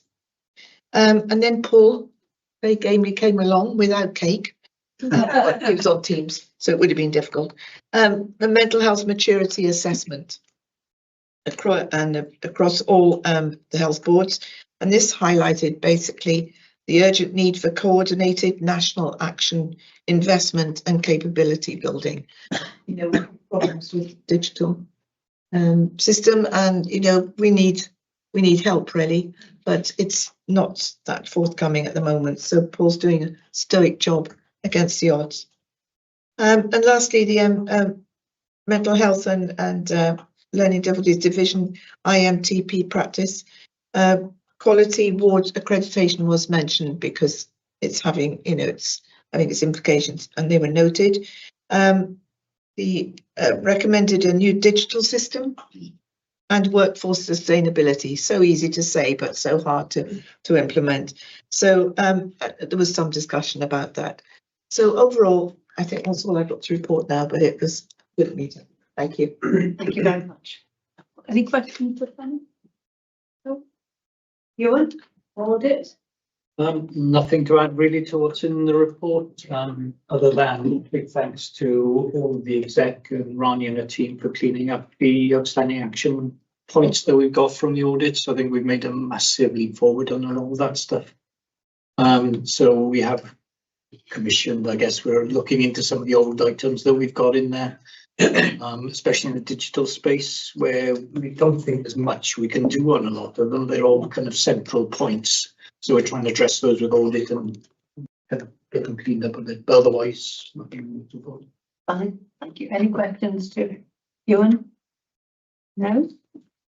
Paul, people and culture? Again, the report, we met in February, and the report in front of you, a number of things have been raised today at this meeting actually, so it's all relevant, etc. I'm very grateful to Sarah and the team, and Seema, particularly to you as a new member of the team, and following on that particular issue of job planning, much appreciated, and also to Rani and the team for all the support we get at the meeting. I'm very happy to take any questions. Thank you. Any questions to Paul? No. Helen?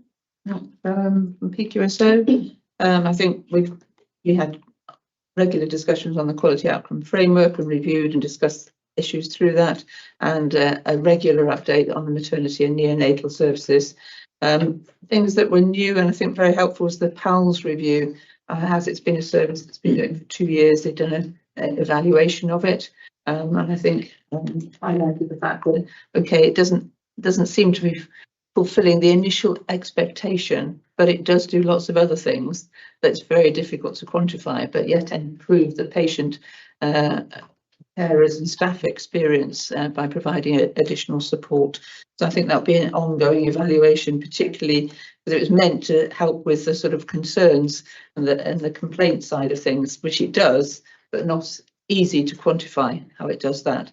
But we also we had a very helpful presentation on the implementation of the Listening to People framework, which comes in next week on April the 1st, but yet there's still guidance required from the Welsh Government about various aspects of it. So I think we have some concerns regarding the implementation. Lots of work's been done within the Health Board to set up systems, but until knowing all the details, it's difficult to take it forward. There may well be implementations. Extra funding may be required. It's obviously again maybe a capacity issue, and obviously from next week 2 systems will be running in parallel. Concerns which will already be through the PTR system, and then those that coming in will come under the new system. So there may be implications and just an extra challenge for a very busy team to manage. To raise that. Thank you. I think that's very important to note. You have to monitor it quite carefully. Any questions to Helen? Neil, performance and finance? Yes. As far as our committee is concerned, I guess there's a lot of the material from the committee has actually been put into the meeting here today, so I won't go over that. But we've had a number of guides in the committee into several key areas. First of all, the ophthalmology business case progress update. And, you know, we can see, I think, that there is considerable progress there, which I think points to an improving outlook, hopefully, if we deliver on these elements. The other big area of focus is the estates review. And I think what that has shown is that, you know,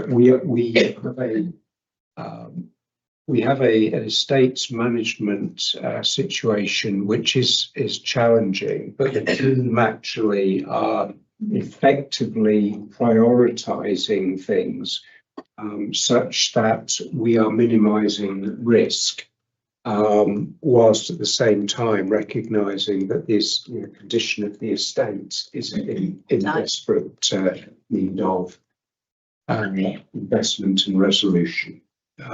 So those are the main topics that I wanted to bring to the board's attention. Thank you. Any questions for Neil? No? Could we then go on to the consent agenda? I have asked, but could I ask the board to confirm that it's content to adopt the remaining consent agenda in full with approval? Yes. Noting. Yep. Yep. Is there any other business? No. The date of the next meeting is going to be the 20th of May. We will go into our private session in half an hour in the executive room, please. Okay.